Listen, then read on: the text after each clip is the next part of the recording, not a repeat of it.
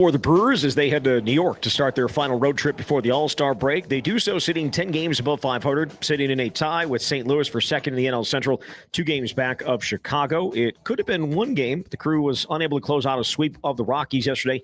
That came on the same day as the Cubs lost. But manager Pat Murphy says one loss doesn't hurt more than others. Happen elsewhere. You're going to lose some games here, man. That's just going to happen. And the days you lose them there's something going on in the league. So you don't, I could have gained a game, That's not how you do it. That you just play your game and take care of your own club and make sure you're moving in the right direction. And, some days I think we're moving in the right direction. Other days, some of the same issues come up. Meanwhile, the team could be getting Brandon Woodruff back on their road trip, likely when they go to Miami later this week. Woodruff pitched in a rehab start at AAA last night, appeared to make it through unscathed, has not pitched in the major league since 2023 due to a shoulder injury. Milwaukee going to be in New York tomorrow to face the Mets. Rural Mutual Insurance, keeping Wisconsin strong. Get insurance from a company who knows Wisconsin and cares about your community. You may know Rural Mutual Insurance as the #1 farm insurer, but did you know they also offer competitive home and auto rates? Visit ruralmutual.com to learn more about products and discounts. Rural Mutual Insurance, keeping Wisconsin strong. Well, the Bucs are keeping one of their key pieces in the fold. News broke yesterday that Bobby Portis was signing a 3-year, $44 million deal to stay with Milwaukee, averaged nearly 14 points and 8.5 rebounds per game last season. Meanwhile, Kevin Porter Jr. declined his option and will become a free agent. With this Wisconsin Sports Zone Network update, I'm Zach Heil, Print. It's Major League Baseball, and, you can poke fun at the Rockies' record, but the guys they threw out there to pitch today were very, very good, like as good as you can get. The kid that started was great. The guys they brought in, very, very good, and they held us at bay. We had 3 hits through the 9th inning, I believe, and one was a bloop and one was an infield hit. We had 4 hits, 2 homers, timely and great. Chad Patrick did a nice job. Our relievers did a nice job, but we couldn't finish the job. This is where Wisconsin gathers to talk sports. Packers, Brewers, Badgers, Bucks. The Wisco Sports Show is on the air. Now, here's your host, Grant Bills. That's Pat Murphy from yesterday, kind of describing, well, not kind of, describing what happened in the game. The Brewers offense didn't do quite enough, and while the pitching was good, it was actually excellent. Trevor McGill making one mistake to Orlando Arcia, and that ultimately put the game into extras, and the Brewers ultimately lost the season finale, or the series finale, against the Rockies. They lost yesterday in the 11th, 4-3. I want to talk about the weekend series as a whole. Lots of good. I don't just want to dwell on yesterday's loss. Yesterday's loss is definitely one of the more painful ones of the season, and I was just reading some tweets, and I even texted Bill about it yesterday. I think for those who were dialed in and locked in and focused at the very end of yesterday's game, were ready to lose their minds. I'll be honest with you. I watched through the 9th, and then when Arcia hit that home run and they didn't score in the bottom of the 9th, I had to go do something else, so I got caught up on the game after the fact. I saw they lost, and I kind of went, okay. I'm not going to lose my mind over it. I think had I been watching, I probably would have, and maybe we'd start the show a little differently today, but that's fine. 2 nice wins against the Rockies. I think ultimately a really, really successful homestand. I said at the beginning, if you could win one series 2 out of 3 and sweep another, doesn't really matter who. Like if you get 2 or 3 from the Pirates, sweep the Rockies, sweep the Pirates, get 2 or 3 from the Rockies, and have an awesome week. That'd be great. It was a little bit of a bummer because they were 1 out away from doing exactly that yesterday. But 2 series victories, still gained some ground on the Cubs. And I know some Brewers fans are like, yeah, but the Cubs lost yesterday. It was a great opportunity. Look, I'm all for scoreboard watching and keeping tabs on the Cubs. It's too early in the season to say, well, you missed but the Cubs lost and we could have made up. Yeah, that would have been nice, but maybe I'll behave a little bit more like that, and I'll be a little bit more frustrated when things like that happen in September. I still think a banner week, very successful. You gained more, ground on the Cubs, which is the first and foremost goal. So while yesterday was annoying, and you are more than welcome to call in and scream about it if you'd like, it's not the angle I'm going to take, mostly because I had to turn it off and do something else yesterday. So that's going to color my commentary a little bit. And if you wanted me to kick and scream and really blow up today, sorry, you're not going to get it, at least about the Brewers. Maybe about something else between now and 6 o'clock. This is the Wisco Sports Show. My name is Grant Bills. Hope you had a great weekend. You can comment on the show, the Facebook, YouTube, Twitter live stream. The simulcast is up. If you look up the Wisco Sports Show with Grant Bills on Facebook or YouTube, it's a pretty specific and lengthy show name. It is easy to find. There's not a lot of redundancies.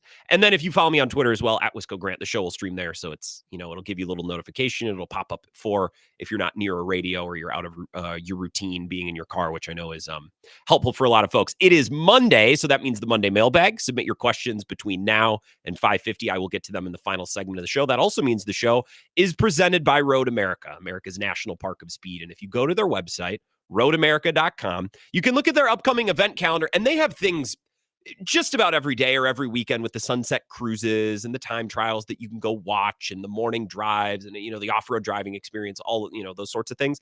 The next big event that probably has mass appeal, if you're listening up in Eau Claire or in La Crosse and you're like, we want to pick a weekend to go see something. It doesn't have to be the biggest thing. We just want to do Road America for a weekend with the family. It's in Wisconsin.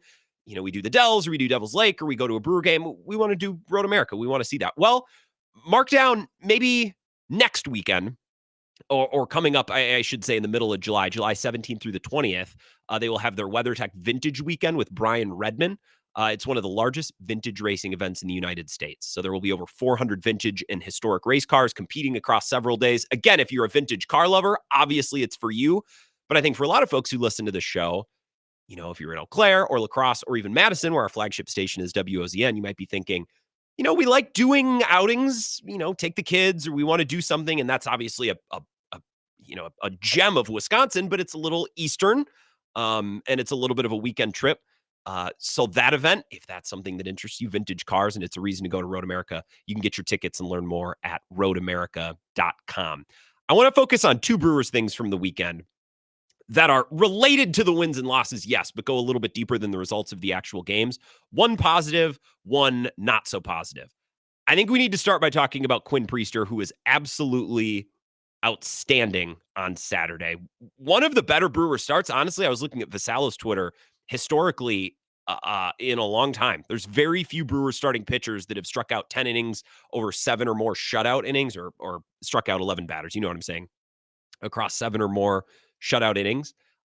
And Quinn Priester, I think, is on a list of like 5 or 6 guys. Vassallo tweeted it out. He finished 7 innings pitched, 1 hit, 0 earned runs, 12 or 11 strikeouts rather, and 2 walks. I guess I was wrong about Quinn Priester. I could be a real pill about this and be like, well, they still gave up a lot. And no one wants to, that's just a miserable way to be. I was wrong about Quinn Priester. And honestly, I should have known that I'd be wrong. When that trade happened, I remember I was on vacation that week and I saw it on Twitter and we were talking about it in the group chat. I'm like, oh, this is, Quinn Priester sucks. Former first rounders bounced around the league for a reason. And the Brewers gave up a pile. And it's not, by the way, I'll keep saying this. It's not just about a prospect. So they gave up a top 10 prospect, whatever. The Brewers probably, just because he's a top 10 prospect as rated by Baseball America or whoever, it doesn't mean the Brewers feel that way about the prospect. So even, a player could be number 8 in their system. Doesn't mean the Brewers think he's a future cornerstone or a future star. That's just a ranking. So my issue with the Quinn Priester trade was not giving up a prospect. You got an upside arm, presumably with lots of team control. That's not going to be free. It was the comp pick, which is very valuable to a team like the Brewers. They've made a lot of hay with that asset over the years. And then it was the player to be named later. It was just a lot. And why I didn't like the trade at the time, I guess it was separate from Quinn Priester. The Brewers typically know what they're doing when they acquire players, especially pitchers. My issue was, are you trading for a guy simply to come in and eat innings, who's going to be a fine pitcher who you think will work in front of that excellent defense and can eat you innings when you need innings? Are you making a reactionary trade or a desperate trade to just get a guy because you just need a guy? That's why I didn't like the trade. If the Brewers thought this can be a franchise guy for a couple of years and we think there's plenty in there to be unlocked, the trade starts to make a little bit more sense. And it's obvious that the Brewers felt that way. And not only did they feel that way, they were correct, at least up until this point, in feeling this way. Again, a historic start on Saturday. He had a hiccup last week, but even I came on the air, and I'm as skeptical as Quinn Priester, and I've been as skeptical of this trade as anybody. Even I came on the air the next day and said, well, if that's his worst start, if that's his coming back down to earth start, still pretty good. You know what I mean? Like, get into the 5th inning, give up some runs, but a lot of it was soft contact, just going by the glove of different infielders. When you're a pitcher that relies on ground balls and contact and batted balls, means you can have a lot of efficient starts. That's why a player like Quinn Priester can go 7 innings and it doesn't really floor you. If Freddie Peralta were to go 7 innings, despite his history of success, I'd be a little surprised just because he's not as efficient, right? He's a fly ball strikeout pitcher, which means he's going to have to work harder. He's not as efficient. With Quinn Priester, you can get those 6 or 7 inning starts pretty routinely. A lot of ground balls, quick at bats, double plays, that sort of thing. But when those ground balls are finding their way in between infielders, which sometimes is out of his control, right, it can go a little haywire, and it did last week. But again, if that's the worst start, if that's the worst version we're going to get of Quinn Priester, the Brewers have got themselves a pretty darn good arm. And I'll share with you a little audio from after Saturday's game. Let's do Pat Murphy first. Because this is some brutal honesty that typically you don't hear from a coach or a manager. Here he is asked about Quinn Priester, his addition since coming to Milwaukee and his recent success. Matt Arnold in our front office just predicting that this was the guy. And when I first saw him, I remember him a little bit from Pittsburgh. I don't forget that, but pitched very little. And then when I saw him in Colorado, I'm like, this is a project. And then when I saw him again, and the next time he pitched, I'm like, this is a project. And then 11 more times, and I credit the kid more than anyone, but our pitching staff, pitching coaches, and the players on the staff that have embraced this guy and allowed him to grow. I mean, they've done an unbelievable job and to now see his confidence, Quinn Priester in his last 10 starts, 54 and 2/3 innings, 2.32 ERA, a whip slightly over 1, 44 strikeouts, and 12 walks. The strikeouts, I think, to me, are key. The fact that he has been able to miss bats, albeit, especially on Saturday, the Rockies swing and miss more than any team in baseball. So that number is probably a little inflated. But Quinn Priester being able to miss bats and get strikeouts and flex his stuff, not just come in and be, with all due, like Aaron Savali. The thought process in the Aaron Savali trade last year was, he's not great, but he's got a nice library of pitches. He's an adult in that he knows how to navigate a start and navigate innings. And if we put him in front of this infield, he'll be fine, right? Like that was kind of the thought process behind the Aaron Savali trade. That's kind of what I thought the thought process was behind the Priester trade. And that's a really hefty price to give up for someone who's just going to come in and be good enough. Now, the Brewers obviously thought there was more, and now we've seen that more. His pitch mix has gotten better, and now he's missing bats, which means in my eyes, like, you just move up the ranks a little bit in the quality of pitcher. Anybody can come in with a good catcher and a good infield and pitch to contact and do okay. In fact, Colin Ray did it for a long time, right? Colin Ray did it. Savali did it, I think, to lesser success, especially last year than Colin Ray. We've seen plenty of starting pitchers come in and eat innings for the Brewers because that run prevention unit, the defense is very good. It's been more than that for Priester. And Kurt Hogue, a friend who joins the show quite a bit, asked Quinn after the game on Saturday. Well, I left the question in so you can hear it, but he's asking specifically about the swings and misses. And we haven't seen the swing and miss with the secondary stuff, the breaking balls, as much like it was. Did you find something between starts? Or do you think you're just executing it really well today? I think it's executing things really well. There's definitely more cutter to righty than we had before, which I do think is going to help that curveball play up to the right-handed hitter. And it's something that we hadn't done a whole lot of. And I think, the more I can execute and the better I can execute, the more confidence Bill has back there to call the game that he's seeing. And, he's really freaking good back there. And certainly, we have help everywhere. The entire infield played awesome today. I mean, Reese saved me one. Joey is incredible every single time he goes out there. Bryce, obviously, Durham. It's really fun to play a game with those guys behind me and know that, those 50-50 plays are going our way a lot right now. So it's been a blast. The 50-50 plays with that type of infield with Ortiz and Terang and Hoskins, Look, Hoskins may not secure every out at first base, but at least he makes up for it with his bat. The 50-50 plays were certainly going Quinn Priester's way on Saturday, and when you're a contact pitcher, that's going to wax and wane. In his previous start against Minnesota, not the case. On Saturday, it was very much the case. But you heard him talk about his mix of pitches. He is utilizing now, really for the first time all year, I think the pitch mix has has honed in. He's throwing his slider, his sinker, his cutter, and his curveball. He's all but eliminated the changeup, but he has a really solid mix of 4 options, which gives you heard him mention, kind of that east-west approach. If the hitter just saw this, then I can, counter that by doing this. And if they're hitting from the left side of the plate, then I can answer with that from, I'm no pitching coach, but you get the general idea. Here's a question and answer with Jack Stern talking about the 4-pitch mix and how that's really kind of allowed him to be a high-level pitcher. One that we hadn't really seen in Pittsburgh, one that hadn't been realized in Boston. It wasn't realized right away in Milwaukee, but now we're seeing it, especially in his last 10 or 11 starts. I think it protects everything, and meaning like, you can't sell out to pulling your hands into that sinker away, because now we can go to that cutter down and away, and now that's an off the end, and it's a really bad ball to swing at if you're trying to hit a sinker in on your hands, and then the secondary stuff always plays off of that bottom rail, especially the slider. So the more I can do those things, and then when I go up with the cutter, the curveball comes into play. It's just being able to do everything and pick our spots. And certainly, guys are going to be better against cutter than sinker than cutter. And then that's where the game plan comes in. But knowing that everything is in play, because if we had thrown something well before, the next pitch is going to be, we're able to just open up the playbook, so to speak, because of the execution. So I think definitely it brings in that dynamic of the East-West game that we can play. And then, it like I said, I think it just frees up Bill to call the game he wants to call. And usually it's a really good game. So that's a lot of pitching gobbledygook. I don't understand a lot of it. I'm sure a lot of you also don't. Some of you probably do. Some of you played baseball or have been around baseball at a deeper level, and maybe you've pitched in high school or college. And you're like, okay, I kind of get that. I'll put my hand up. I don't get it, but I can take 2 things away from that. Number one, right? One pitch begetting another or helping another, giving an advantage. And again, if you're watching on the simulcast, I threw up his pitch percentage by game, and it goes all the way back to April. You can see how the Brewers have lessened the use of his sinker. They've kind of kept the slider use the same. That's kind of remained throughout. They've tinkered a little bit. Let's go less cutter. Now they've kind of brought it back the last 2.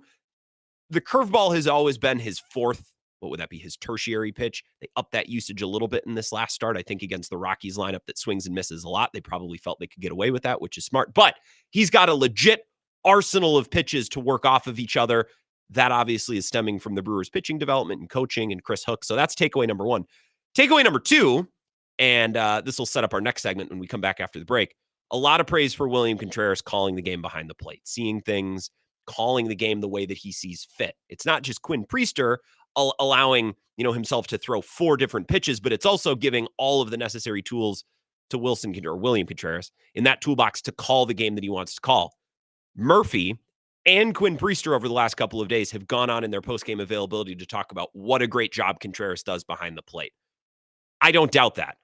What William Contreras is currently doing at the plate absolutely sucks. And we got to talk about that when we come back. I'll also get into your phone calls at 608-321-1670. This is the Wisco Sports Show with Grant Bills on the Wisconsin Sports Zone Radio Network.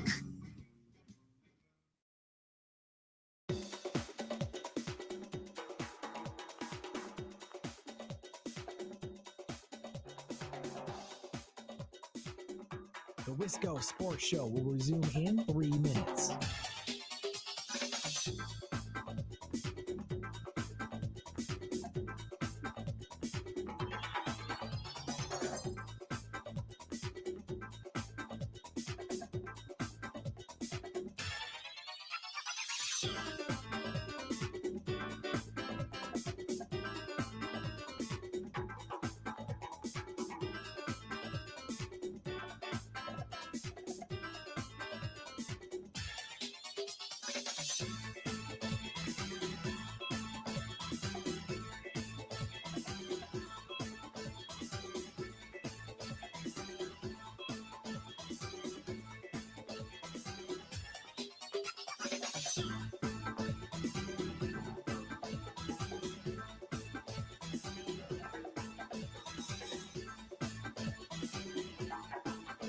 The Wisco Sports Show will resume in 2 minutes.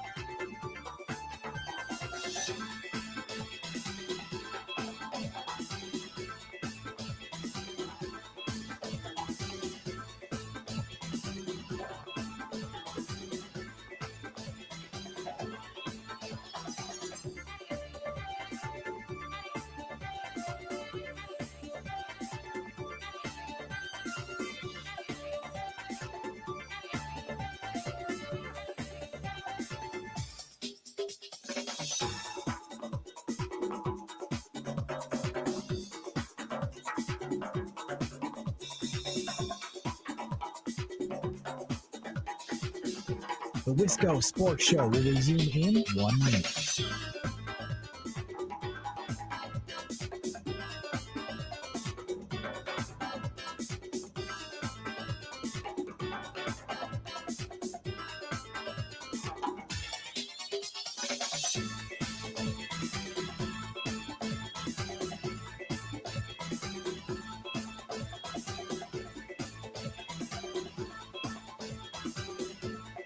The Wisco Sports Show will resume in 30 seconds.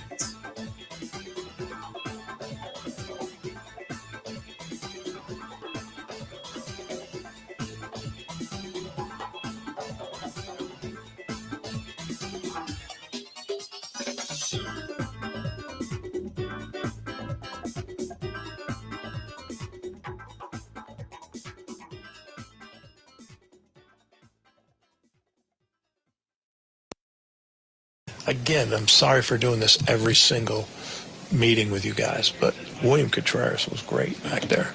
You know what I mean? Like, he was great. Yeah. I got it in my story yesterday. And he did you? Yeah. Okay, I'm sorry. I don't really read your stories I don't expect you to. ever. One more time. That was from last week. Pat Murphy, two reasons I like that soundbite. Number one, it furthers my point. Everyone praises William Contreras and his ability to call the game. Something that you hear a lot. That's a theme. I also like it because he's dunking on Rosiak, which is funny. And I like Todd. That's just good post-game banter.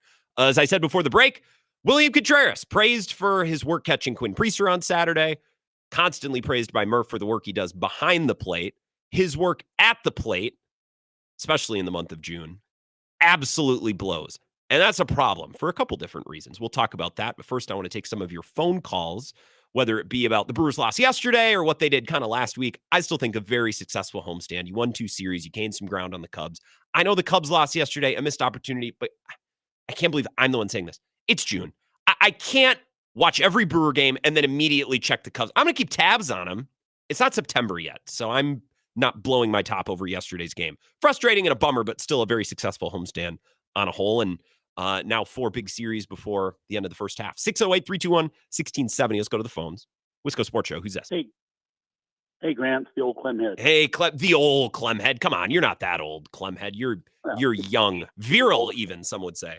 Yeah, yeah. My 50th high school reunion's coming up in August. I'm not sure I want to go. Wow, 'cause I'm so old. I probably, well, a classmate just died the other day. I said, well, I guess I got it better than them. Are you from the Chippewa Valley originally? I know this about you. Oh, yeah. I think. Okay, that's what except I thought. Except for 6 years in the Navy, I've always lived in Chippewa Falls. Okay. Yeah. So, envy you. But I just want to commend you on your maturity about the Brewers losing yesterday. People were losing their minds, and I read a sports update that said 50% of the major league teams lost yesterday. So it's funny how that works, right? And I said I'll lay my cards on the table at the beginning of the show. I turned it off at the end of the 9th because I had to go do something. Had I watched to the end of the game yesterday, this show probably sounds very different through 23 minutes so far. But that was my experience yesterday, so that's reflected in the show. It was a wee bit frustrating, but everybody's got a bad game, coming, and all the relievers had their bad games on one day. So hopefully they got it out of their system, and we'll be all right. But I want to ask you, first of all, Quinn Priester calling William Contreras Bill. I thought, William Contreras is from Venezuela, and I'm trying to think how many guys named Bill from Venezuela. Yeah, I wonder. Yeah, I wonder. Wild Bill. But it's clear, right? The admiration that these guys have, the respect for the work that he does behind it. And I think it's important to reference, and it's important to bring up. And I know Murph gets repetitive, and I think he realizes that. But that's not, nobody ever talks about that. You know what I mean? Fans, we talk about the job that the bats did. The success or failure of the pitcher is on the pitcher. We don't often consider the job that's being done, at least on sports talk radio. We don't often consider the job that the catcher's doing calling the game. Oh, God, yes. They're probably the most important player on the team. They handle the ball every single pitch, and they call all the plays. I mean, yeah, he's doing a great job there that way. And, I don't think I could play with a broken finger. I mean, maybe I could, but it wouldn't be any good. But, I think he's doing an admirable job considering what he's up against. But another thing that made me laugh is when Pat Murphy said, I don't read your articles ever. Like he wanted to make it abundantly clear. Like saying, I don't read your articles. That's playful. Saying ever, that is a little pointed. That was a little extra. Yeah. was a bit curmudgeonly. I was give Pat a little slap for that one if I could. Well, curmudgeons, you know, Yeah. sports writers, you know, baseball writers especially, they're never curmudgeonly. They're always the most glowing, God, upbeat, no. you know, people. So I'm sure Yeah. Rosiak didn't deserve it at all. So anyway, I just want to let you know I commend you on your coverage of the Brewers game yesterday. It's not the end of the world, folks, and I don't want to trade away. I think our pitching staff is well above average. I don't want to start trading away pitchers to get a rental batter that could slump and could get hurt. You know, it's just if the Brewers hit like they've been hitting lately, and Urban and Ortiz are coming through. I don't know if we need another bat. I really don't, because these guys defensively are awesome. If you're gonna trade for some guy who's a big bat but can't field, I mean, we already got a DH. So, well, you know, need another at bat. It's all relative, right? And I appreciate it, Clemhead. Like, I don't need a Mark Canha level bat. Like that, I don't need. If there is a superstar available, or again, a cornerstone, like another Willy Adames. I keep using that example and I apologize, but it's the best one. Like a guy that the Brewers could identify to bring in and say, that's a cornerstone. And it's not just a rental for this year, but that's a player that's going to anchor a spot for 2 or 3 years. Okay, well then we can swing a trade. But I don't need a Mark Canha or a Curtis Grant or fill in whatever. Like, no, if that's what's out there, I'll just roll with Durbin, continue to watch him develop. I'll just roll with Ortiz. It's fine. If you're just trying to improve on the margins, I'm not interested in that. Unless the guy's free. You want to get someone from cash considerations or get someone on waivers, that's different. But any sort of actual move. And thank you, Clubhead Mike, for commending me on my balanced coverage. Again, had I watched the extra innings yesterday, the show probably sounds very different from the start. So maybe lesson learned. Turn off the ball game every once in a while. Have an obligation on a Sunday afternoon that forces you to walk away from the TV. Maybe we'd all be better off for that every once in a while. Your point about Contreras behind the plate. He is playing with a broken hand, and I commend him for that. That would not be easy. I think the best thing that he's done for the Brewers this year, the way that he's added the most value, is catching games and helping these pitchers along, calling games, and throwing out base runners. Because he's been awful at the plate, and it's really cratered in the month of June. He's hitting .217 in the month of June. And it'd be one thing if he was hitting .217 but slapping a couple homers a week. Like what? You know what Rhys Hoskins is supposed to be? Like, not a lot of average, but timely home runs. If Contreras was doing that, you know, in the month of June, if he was hitting .217 and he had 6 home runs, more than fine. I'd take it. But he's hitting .217 and his OPS is .650. He's just not producing at all. And that's a problem considering that he's playing every day. He's hitting in the meat of the order, and he is second or third in the equation of important pieces for this Brewers lineup. And this is what I told Bill earlier today. If William Contreras was thought of as Caleb Durbin or Joey Ortiz or Isaac Collins coming into this year, him hitting .216 and playing a very good catcher defensively would be fine. That'd be fine because he'd be hitting 7th or 8th. You know, the Brewers have had defensive first catchers. Maybe he gets hot for a week and you get a little bit of that. Like, then it's Manny Pena, you know what I mean? Or whoever, fill in the blank. This team has been constructed, and the theory of this team is Yelich, Churio, Contreras. In whatever order. I think in a perfect world, Yelich is your MVP and those other guys are supporting acts. But Yelich is older and, you know, is prone to getting nicked up and going through some things. William Contreras is a huge component of this team and the theory behind the way this team is constructed. And they can't just move him down in the order, right? They can't just go to plan B. Right? He's at the tippy top of plan A is William Contreras. And he didn't have surgery on the hand in the offseason, which he probably should have. And then he broke it again, and the Brewers are going to let him play through it, which I guess, I respect and I commend William Contreras for that. But, like, if this is the results you're going to get at the plate, I don't see how it's doing anybody any good. He's 27. He's in the prime of his career. He should be in the MVP mix like he was early last year before he hurt his hand, and he looks crummy. And what's worse about William Contreras is when he looks crummy, you start to see it in his body language at the plate, when he's running the bases. Again, he's still catching well and calling games well and defending well. And that would be fine if he wasn't thought of as one of the 2 or 3 most important bats on the team, which he absolutely is. And for Brewers fans, are like, move him down. Move him down for who? You want more at bats for Rhys Hoskins? Like, I like Isaac Collins well enough. We'll see how the next week or two go. I feel like maybe he's due for a little bit of offensive regression. I'm not moving Durbin or Ortiz up. Like this is the reality with William Contreras, which is why it's a problem. Let's take one more call, then we'll take a break. 608-321-1670, Wisco Sports Show. Who's this? Hey, Grant, it's Coyote Mike. Coyote Mike, it's been a little bit. What's up? Yeah, well, I'm sitting in the backyard drinking an ice-cold Old Style, brewed in La Crosse. That's delicious. Just walked the dogs for 5.5 miles, so I'm taking a break, and I was listening to your opening monologue there, and I thought you brought up some excellent points like usual. Well, but I'd just like to say is that, as Brewer fans, we need to remember Matt Arnold was Major League Baseball Executive of the Year last year.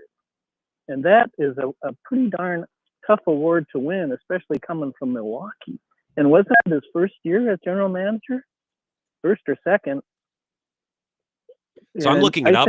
I think he was basically the shadow GM that year. David Stearns was like, everyone's being mean to me about the Hader trade, so I'm just going to take off until I can go to the Mets, which I say a little bit jokingly, but that's basically what happened. He was executive of the year last year. Why did I not? I completely forgot about that.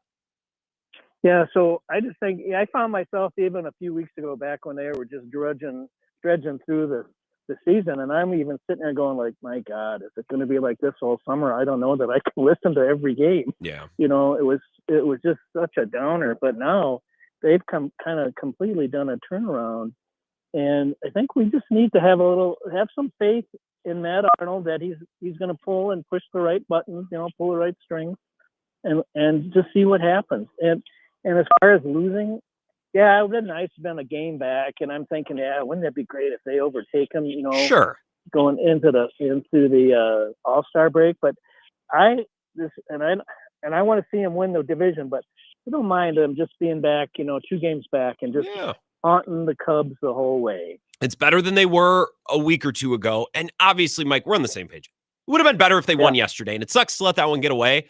But it's a little early in the year to be freaking out over a loss because the Cubs also lost. You know what I mean? Yeah. Like it's a little much. I'm fine paying attention to what the Cubs are doing. And it's been an important 2 weeks for that because the Cubs schedule's gotten harder and they've come back to earth a little bit. So we're paying attention to them because that's the team that the Brewers are chasing. But I can't down to, a Sunday afternoon in late June be scoreboard watching and losing my mind. And we got what? 8 or 9 games left with them yet? We got that 5-game series? I think it's that 5-game series. I think it's a 3-game and a 5-game series. Yeah, I think you're right. There's a lot of time, and there's a lot of time to make hay, so I just kind of like that, just being the shadow. Like in that one Star Trek episode where Kirk's chasing the Klingons or Romulans through the Forbidden Zone, and they stay off way off the distance like a shadowy echo, and the Romulan captain freaks out and makes a mistake, and Kirk gets him, right at the end of the show. Of course. This is who the Cubs is. The Cubs just haunt him all the way, and then when you pick your right time and then move in. So that's all I wanted to say. It's good call. Try Old Style. I don't know if you have tried it. Old Style's pretty good since they start brewing it back in La Crosse now. It's not funny. Not quite as good as the original, but it's pretty darn close. It's never as good as the original. It's never as good as it used to be back in the day. It's Coyote Mike who listens out in Colorado. It's funny. I have a friend who musician buddy who lives in La Crescent. I was practicing his garage, and we'd all go over there, and he'd have beer. We're not getting tanked during band practice, but he offer a beverage and Old Style always in the fridge.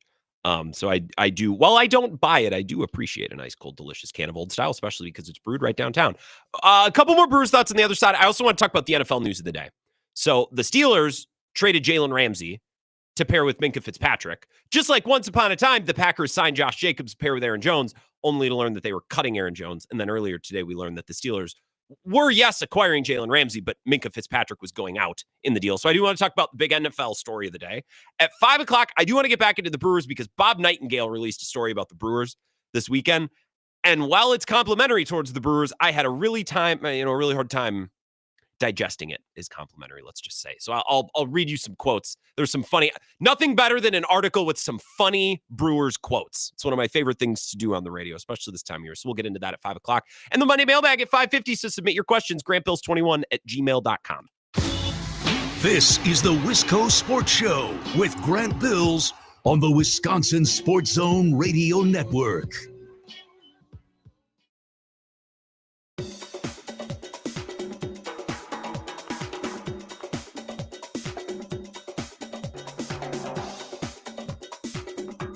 The Wisco Sports Show will resume in 5 minutes.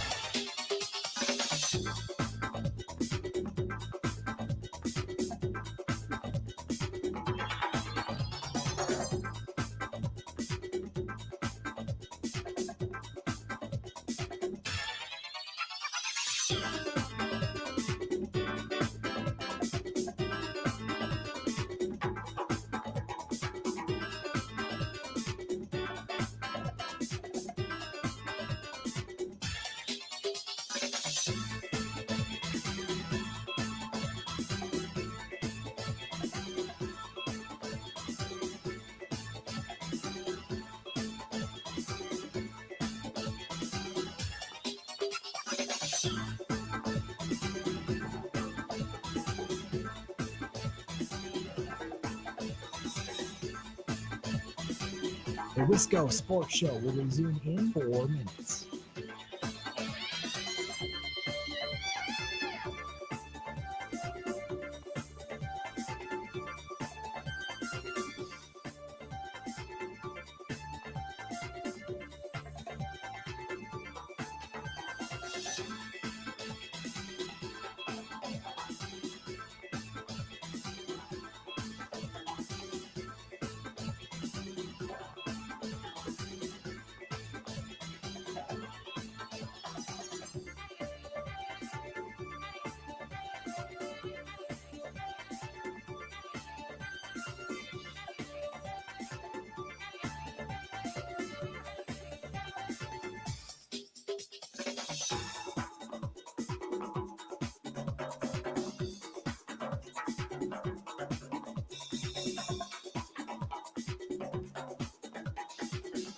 The Wisco Sports Show will resume in 3 minutes.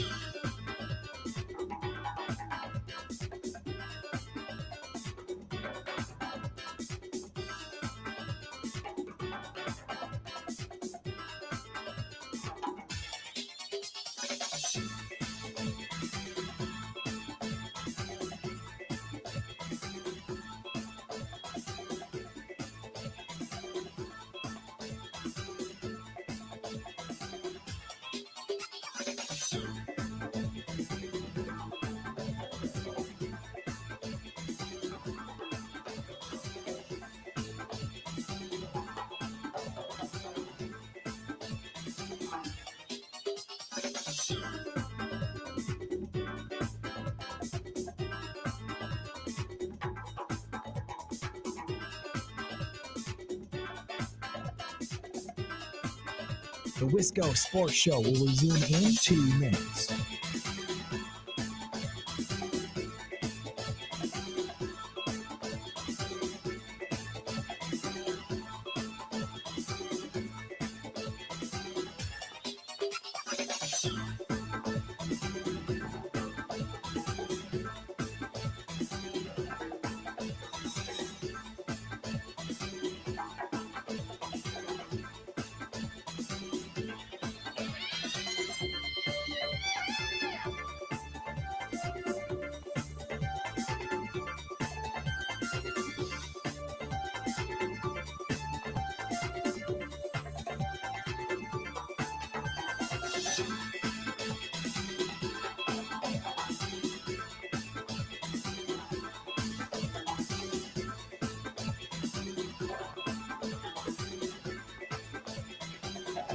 The Wisco Sports Show will resume in 1 minute.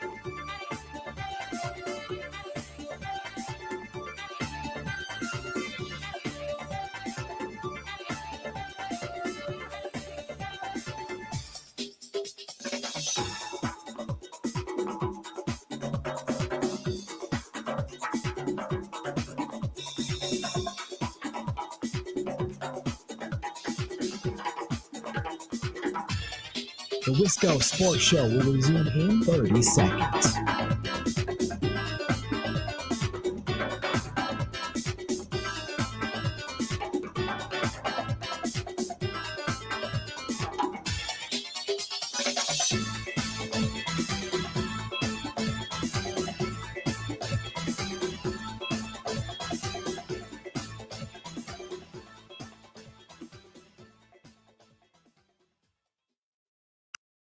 again, I'm sorry for doing this every single meeting with you guys, but William Contreras was great back there.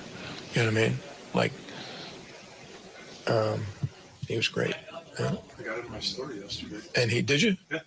Okay, I'm sorry. I don't really read your stories. I don't expect you to. Ever.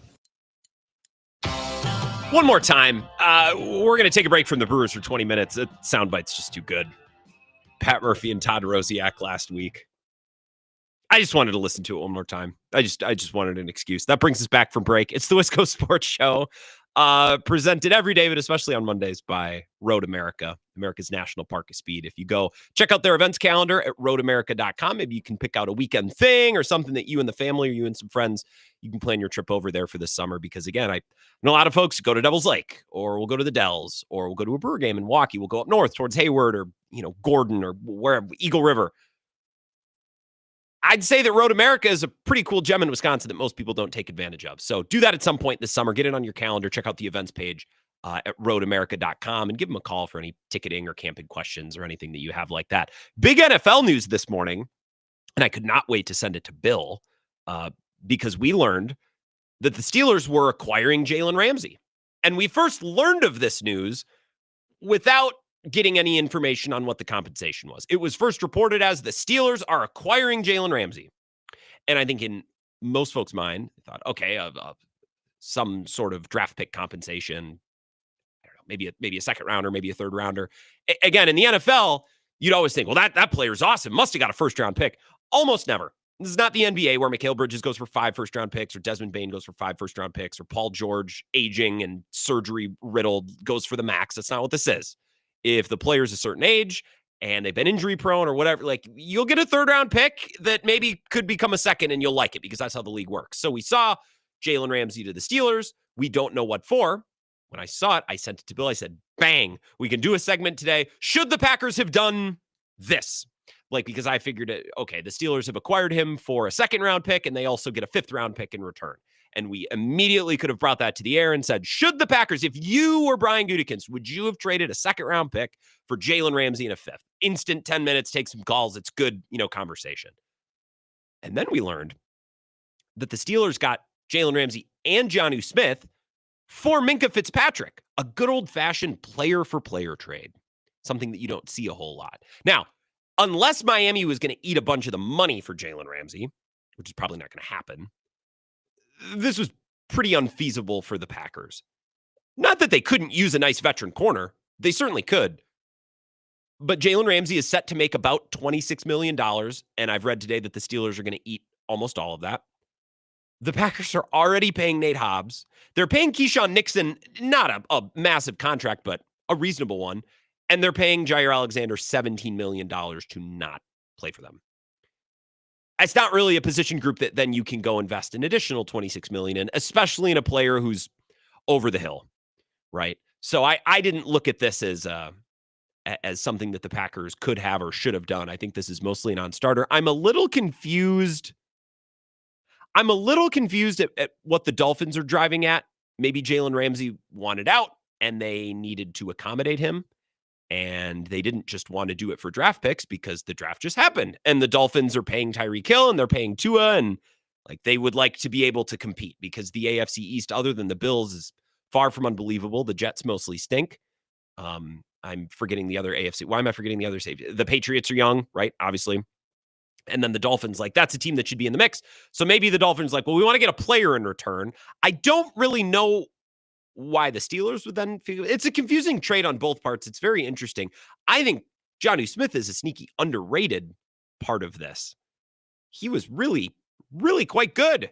And if you play fantasy football, he was a surprisingly well-used, productive tight end down there.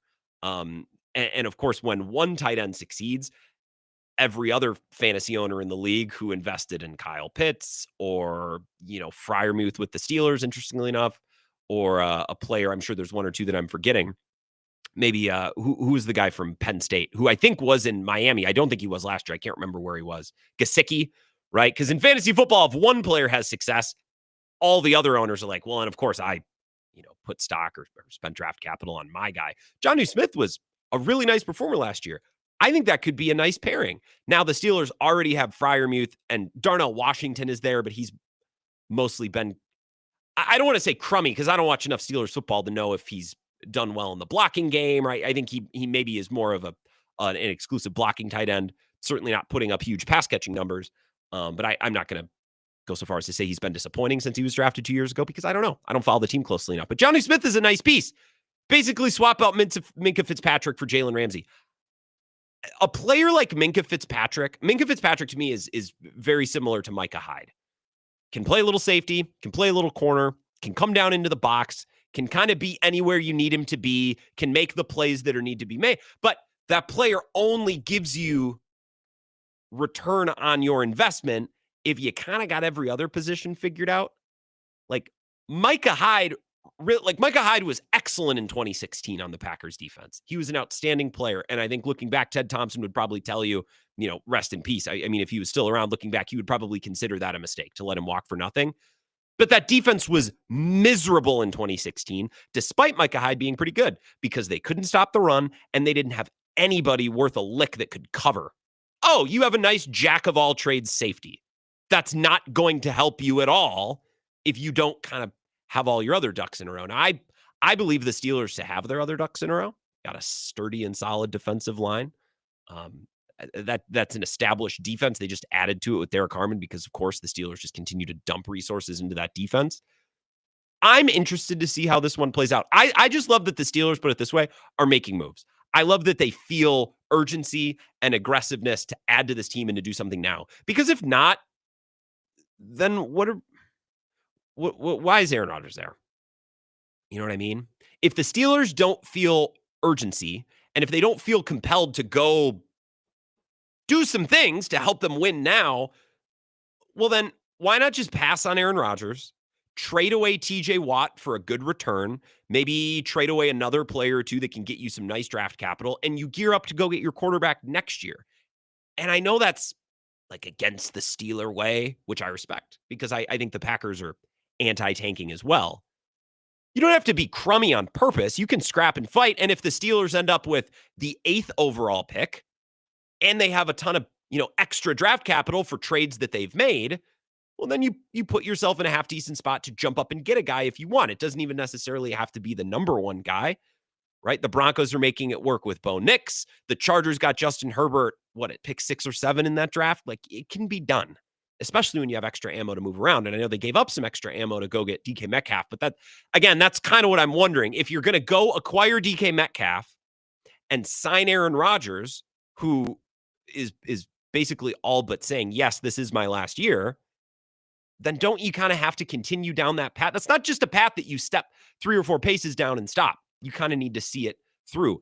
Now, it was reported earlier today by Adam Schefter, sources in recent weeks, multiple teams have been discussing whether they can trade for Steelers standout TJ Watt, who skipped the team's most recent minicamp. Pittsburgh hasn't shown any willingness to deal Watt so far, but he's unhappy with his contract situation, and sources believe outside team interest is likely to increase given today's trade. It's just very bizarre, right? We'll bring in DK Metcalf, but we're going to trade away George Pickens. We're going to sign Aaron Rodgers, okay? We're going to acquire Jalen Ramsey, but in the process, we're going to jettison Minkah Fitzpatrick. So now we also believe that they're going to trade away TJ Watt. I think this is why a lot of people are skeptical of the Steelers, and I've been listening to a lot of Cowherd over the last week or so, and he's been beating up on the Steelers pretty good. I think this kind of stuff is why. It's like you guys have to, at some point, pick a path. In the AFC, with Joe Burrow and Lamar Jackson in your own division, Josh Allen, Patrick Mahomes, Justin Herbert in your conference, it's really hard to middle like this. The Niners have gotten by at quarterback middling. They've made 2 Super Bowls. They almost won both of them, right? In the NFC, you can middle. You can get by. You can win with Jared Goff. The Vikings won how many games with Sam Darnold? Like, the NFC, you can do it. The AFC, I don't think you can do what the Steelers are doing. You have to, on some level, pick a path, and that's why I think the Steelers are getting some criticism. I'm just entertained by it all today, and I'm glad that the Steelers are making moves and feeling like they need to do something. Because if Aaron Rodgers at age, 42, going on 43, I believe, is the play, the rest of your strategy kind of needs to reflect that. Let's take a break.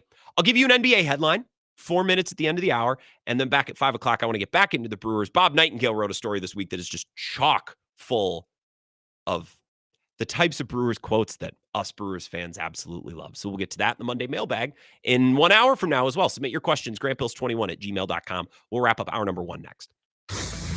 This is the Wisco Sports Show with Grant Bills on the Wisconsin Sports Zone Radio Network.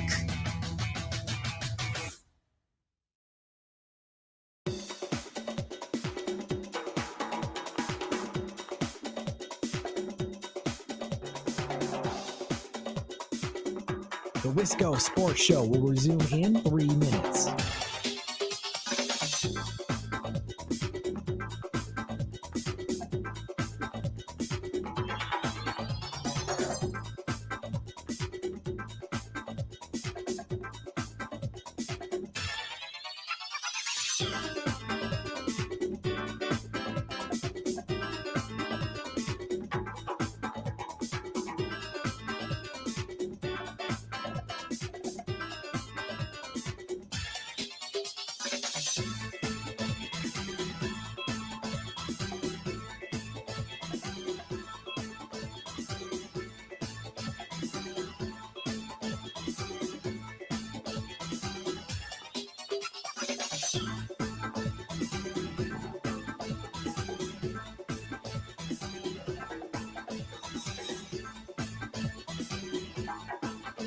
The Wisco Sports Show will resume in 2 minutes.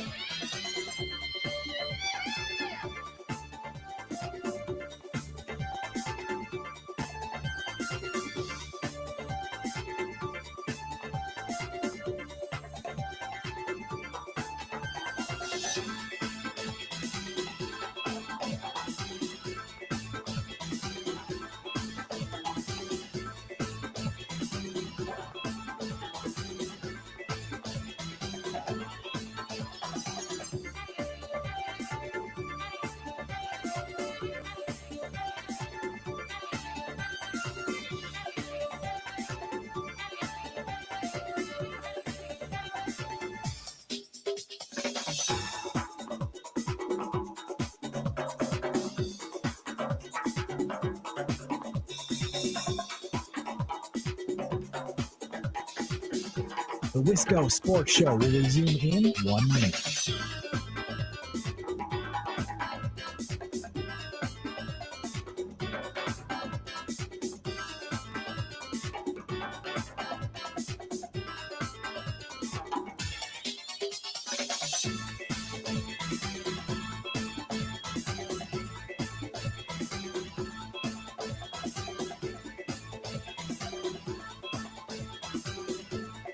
The Wisco Sports Show will resume in 30 seconds.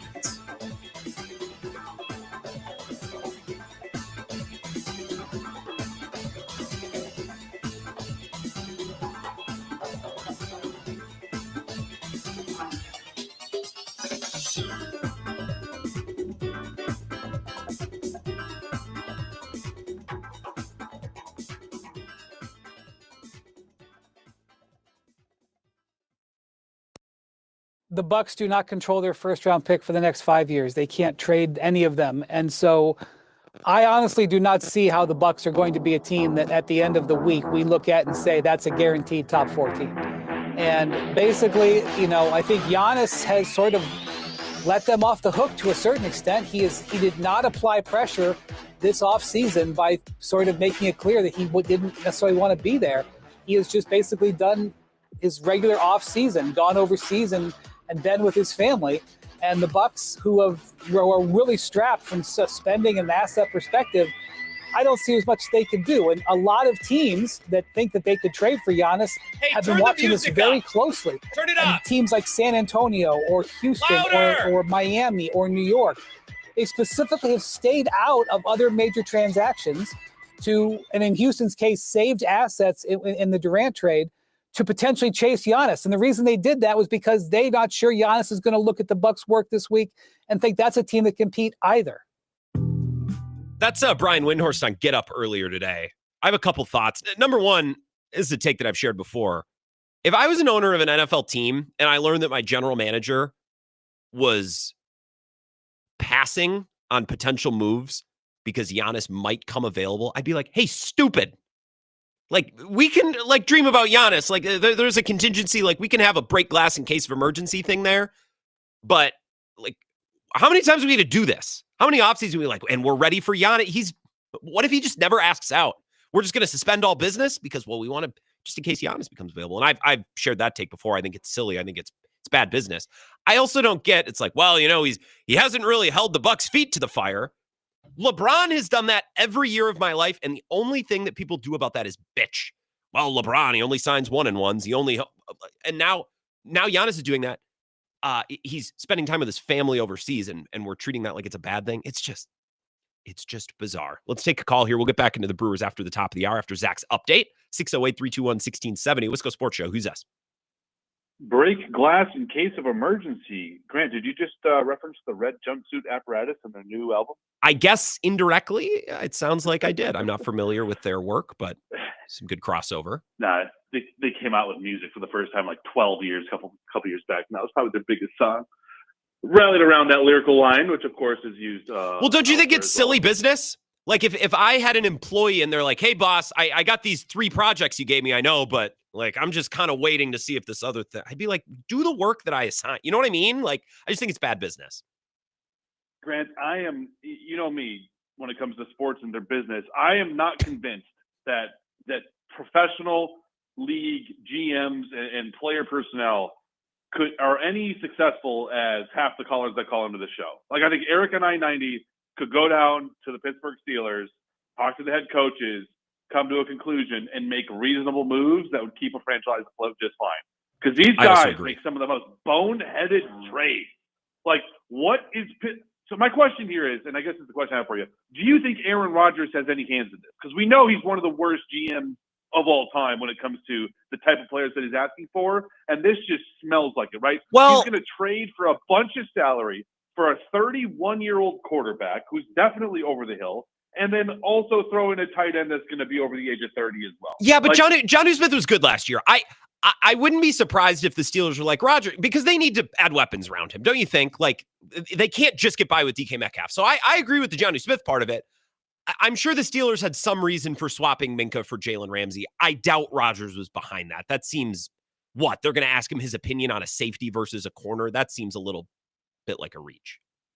Well, I think more like Jalen Ramsey read one book that Aaron Rodgers also read, and then they had one conversation about it one time. Rodgers got his head stuck in it, and then he was like, I'm not going unless you guys figure out a trade. Like, not so much that the office came to him. It's more like he had one conversation about Joe Rogan one time and was sold that this is the cornerback that's going to help him win, or at least attempt to win his second Super Bowl in 20 years. So that's how I see that go down. I don't get it. I don't understand wanting to get a bunch older. But to your point, this is kind of the last year. So this is really put up or shut up. So maybe age doesn't matter at all. And money is just relative. So I don't know. Eric and I-90, I think you could do better. So I love that part of your take. I do think plenty of football people are kind of real world stupid.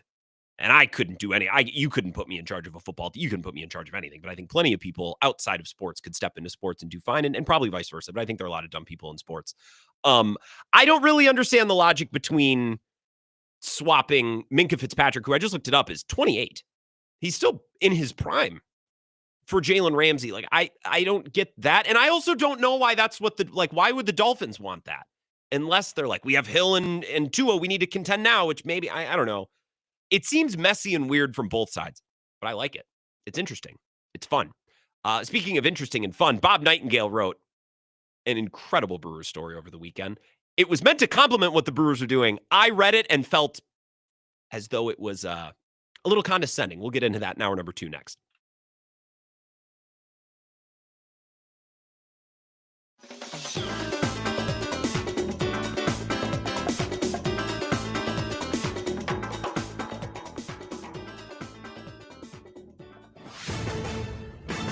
This is a Wisconsin Sports Zone update. Well, the Brewers are getting the day off after failing to close out the Rockies yesterday in what turned into a 4-3 extra innings loss. It wasn't for a lack of production from Sal Frelick.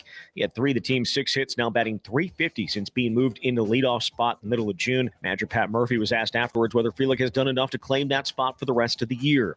This is baseball, like things happen, but I mean, he's doing a good job. And the 3 hits, one's a bloop, one's a smash, and the other one's an infield hit. But he's capable of all that.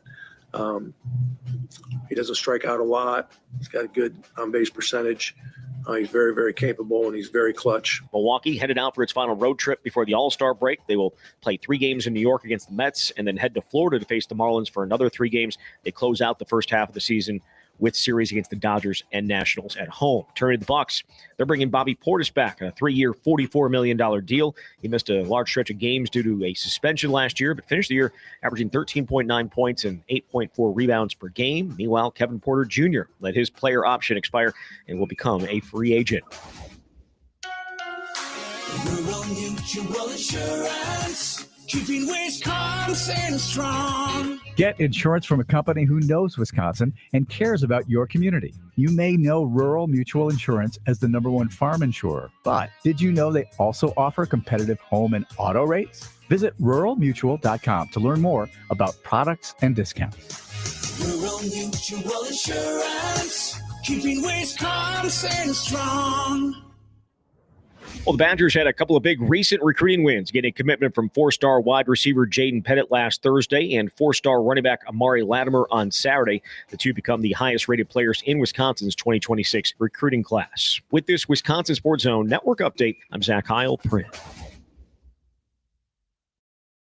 It's Major League Baseball, and, you can poke fun at the Rockies' record, but the guys they threw out there to pitch today were very, very good, like as good as you can get. The kid that started was great. The guys they brought in, very, very good, and they held us at bay. We had 3 hits through the 9th inning, I believe, and one was a bloop and one was an infield hit. We had 4 hits, 2 homers, timely and great. Chad Patrick did a nice job. Our relievers did a nice job, but we couldn't finish the job. This is where Wisconsin gathers to talk sports. Packers, Brewers, Badgers, Bucks. The Wisco Sports Show is on the air. Now, here's your host, Grant Bill. All right, hour number 2. I want to get back into the Brewers and more of your phone calls as well. So if you have any thoughts on what the Brewers did this weekend, and I guess anything from the weekend, but it was a fairly quiet couple of days for the Packers. I guess the Bucks re-signed Bobby Portis. Here, I'll give you 20 seconds on that. Signing him back to a pile of money does not really solve any of their problems, but it didn't create more problems. And at some point, it's like, you can't be an imperfect team and then lose a bunch of guys as well. So retaining that salary, retaining an asset that at the very least could be salary to send out in a trade is better than the alternative, which still isn't good. Neither's great, but retaining him at this number is better than the alternative. There you go. There's 20 seconds on Bobby Portis. The number 2 caller text show, if you are interested, is 608-321-1670. You can comment on the live stream, Facebook, YouTube, the Wisco Sports Show with Grant Bill. So show streams on my Twitter as well. The Monday mailbag, about 45 minutes away. So submit your questions, grantbills21@gmail.com. We're going to take one call here, and then I want to share with you some quotes from Bob Nightengale's story this weekend. There's nothing better than a Brewer story with hilarious quotes from folks like Rick Schlesinger, especially if it's a Bob Nightengale story. From the producers of A Summer of Entertainment and Passion, we get, well, I'm not going to spoil. I'll give it to you in a minute. Let's take a call first. 608-321-1670. Wisco Sports Show. Who's this? Yeah, it's Darnell. Good evening, Darnell. Good evening. You remember back in April, probably mid-April, we were talking about, William Contreras just doesn't quite look right, Correct. And it just does, and we're like, oh, well, we can't play Eric Haas more because Contreras will figure it out. Right? He'll figure it out. This isn't what he'll look like all season, and it's kind of starting to look like he kind of hit his ceiling.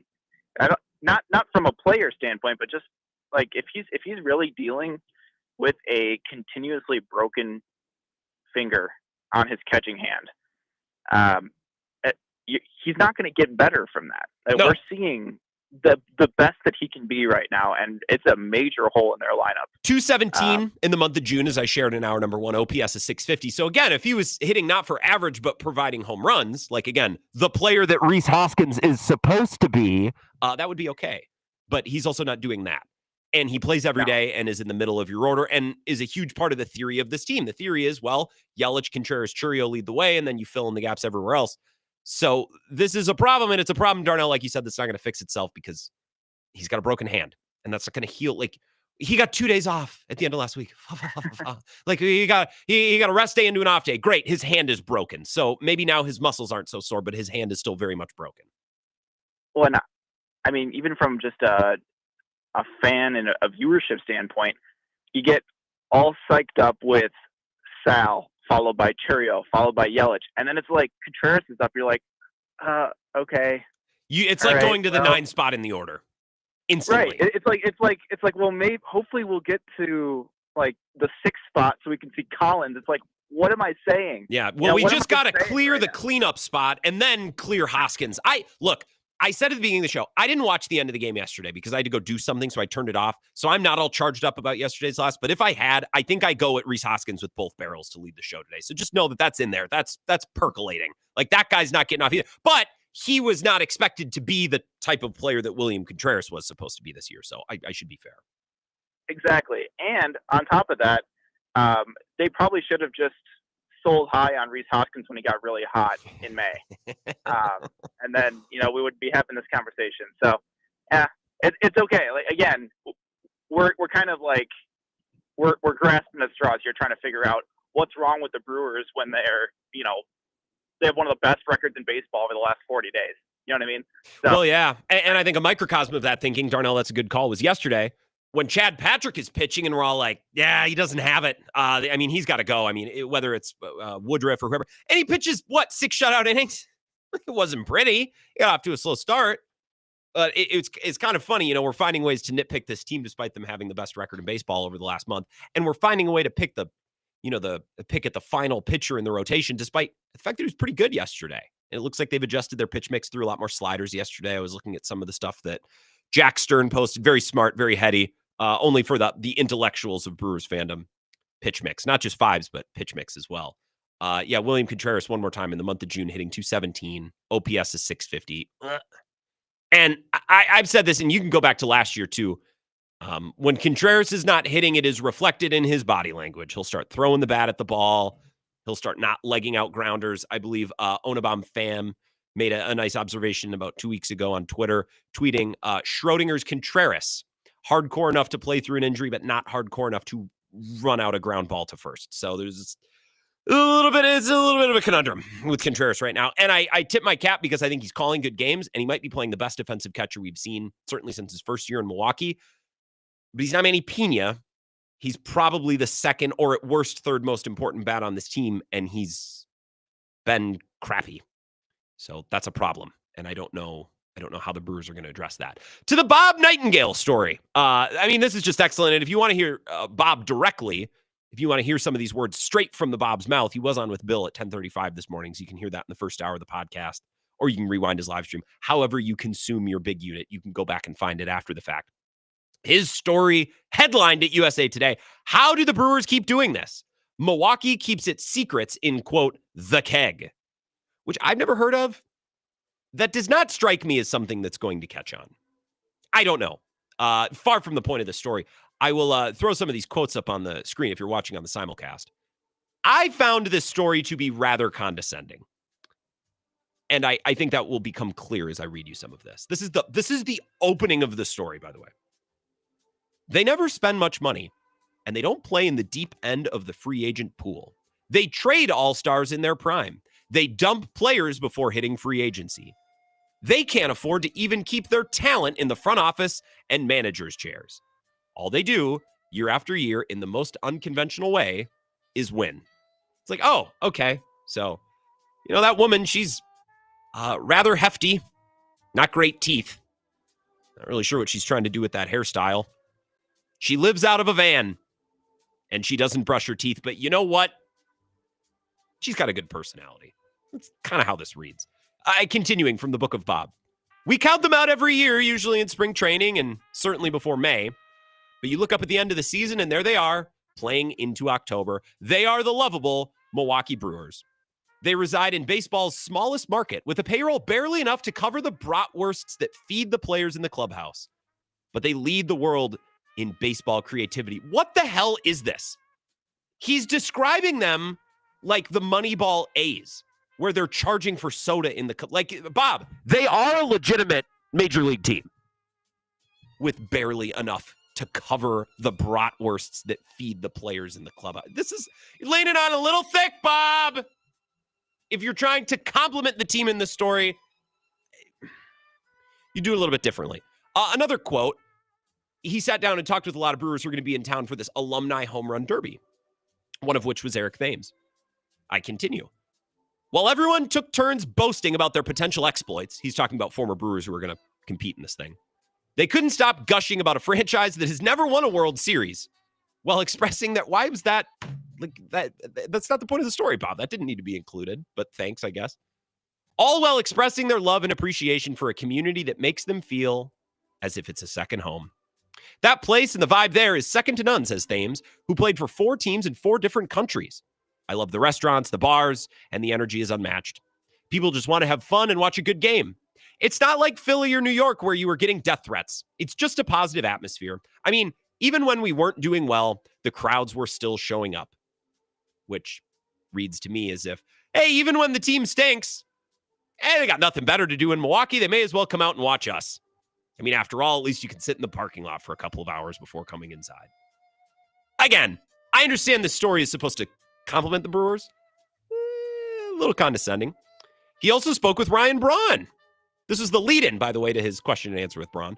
Braun, the 2011 NL MVP, who was later ensnared in the Biogenesis PED scandal and suspended 65 games in 2013, was almost immediately forgiven by Brewers fans.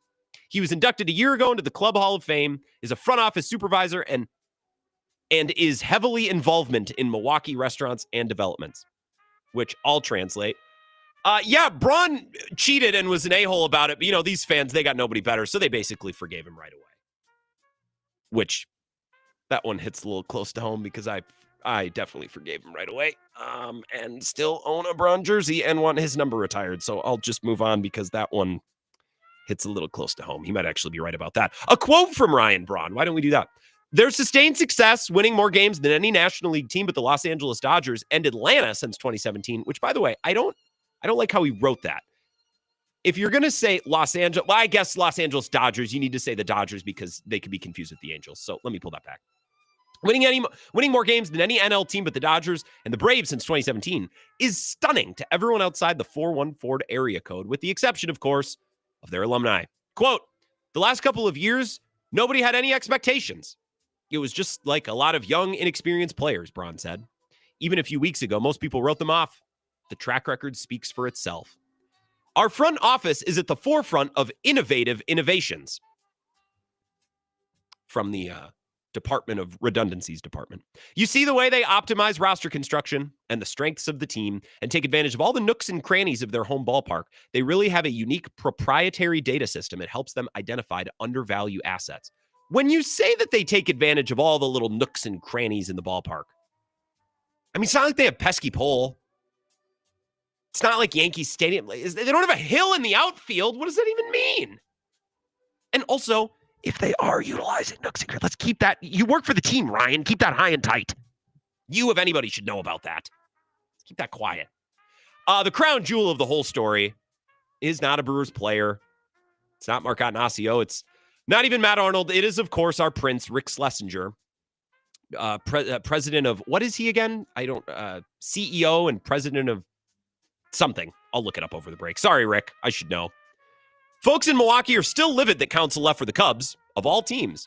But that anger greatly subsided when the Brewers ran away with the NL Central last year and are looming larger each day in the Cubs' rearview mirror. And here's the best quote of the story. Quote, our fans were upset, but it's not like Counsell was selling nuclear secrets to North Korea, Schlesinger says. I think our fans were just shocked more than anything that it was the Cubs. But this organization is bigger than any one person. It's not vindication, but just great pride in the organization. And Arnold and Murphy kept their focus. I get out of bed every day and I wipe the tears from my eyes. No, I get out of bed every day with lust for life, truly. And I get in my car and I drive to this building and I grab this microphone and I speak on and off for 6 hours a day. 4 with Bill, and then this 2-hour show. And I've said a lot of dumb things on the air. Like, Grant, where did that come from? Because it's my job to talk for hours and hours on end. I'm going to hit some and I'm going to miss some. In my entire career of being on the radio, which stems back to 2018, I don't think my brain has ever concocted a statement like, our fans were upset, but it's not like Council was selling nuclear secrets to North Korea. I fail to grasp what our guy Rick Schlesinger is driving at there. Like, he wasn't selling nuclear secrets to North Korea. Well, first of all, Rick, have you ever heard of the expression apples and oranges? Obviously, he wasn't selling nuclear. He doesn't have nuclear secrets. We're talking about baseball, Rick. I think in baseball terms, he may as well have been selling nuclear secrets to North Korea because he went to the Cubs. Which I love Mark Attanasio more than ever because last offseason, some people, I remember when we had Big Cat on with us, he's like, oh yeah, your owner threw a temper tantrum. Good. I'm glad that Mark went on the record and said, you know what? Screw Craig. All right, if he doesn't want to be a part of this, then fine. We have no interest in him being here or being a part of this anymore. Like I respected that. Rick Schlesinger, it's just big time cuck energy. Like, well, actually Council left. And what do you think about it? It's just going to manage another team. Yeah, it's the Cubs, so it stings. But what a great, great shining example and vindictive example of how our team is not bigger than any one person, or how no person, I should say, is bigger than this team. Rick, I'm so why is he even included in this story? That's we're 17 minutes into the segment. Why? You know who we need to talk to is Rick Schlesinger. That's who needs to comment on the Brewers' success. The guy who does not handle baseball ops and the guy who does not make trades or coach players directly. The guy who does a very important job, which I'm not diminishing, but it's a job that has nothing to do. And if he is interviewed, he should be talking about the event. He should be talking about the Brewers alumni home run derby. Why is he giving opinions? Why is he riffing about Craig Counsell leaving the organization? I don't like this. The Brewers have been radio silent on the topic since Mark talked about it, Attanasio, the owner, in a Zoom. It'll be 2 years ago in November?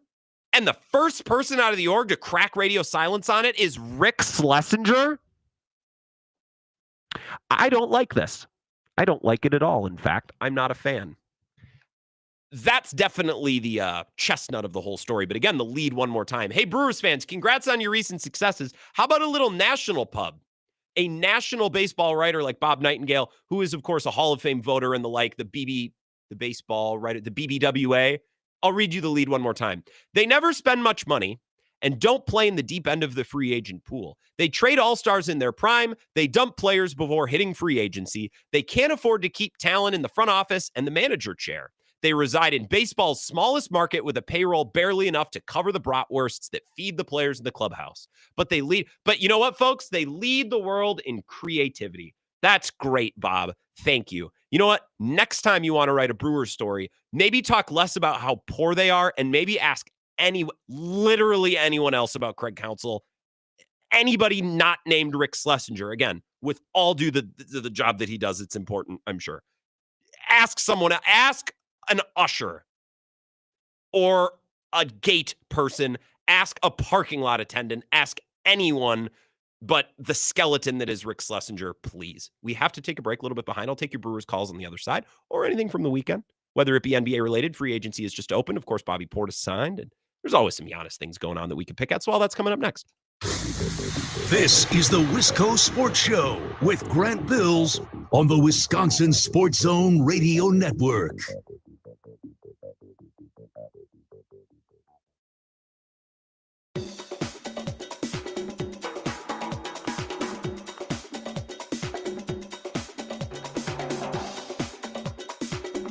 The Wisco Sports Show will resume in 3 minutes.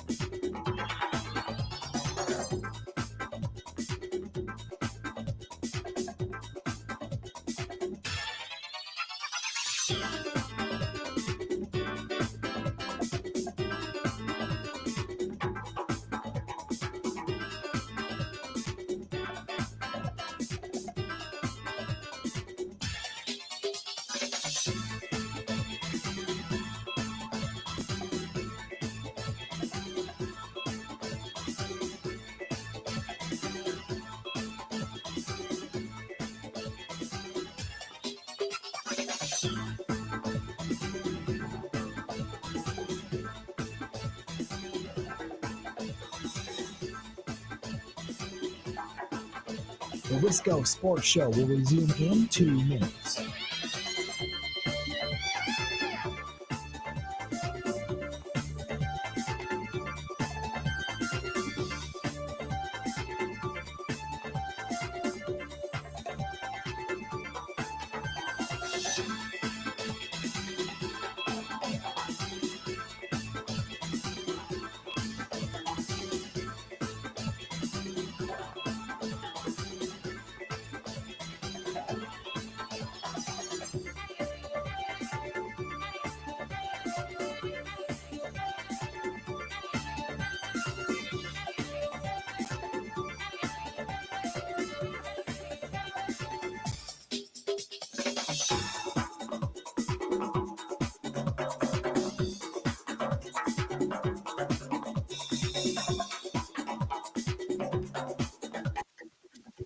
The Wisco Sports Show will resume in 1 minute.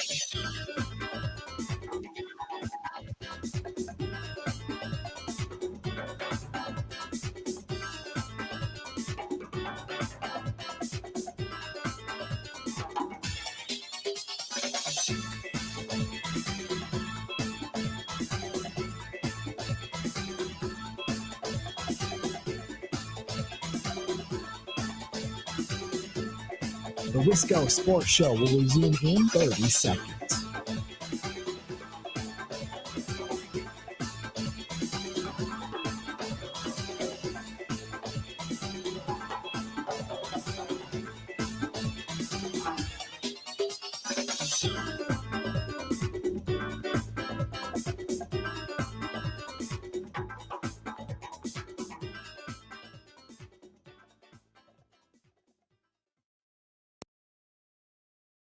The Bucks do not control their first round pick for the next 5 years. They can't trade any of them. And so I honestly do not see how the Bucks are going to be a team that at the end of the week we look at and say that's a guaranteed top 4 team.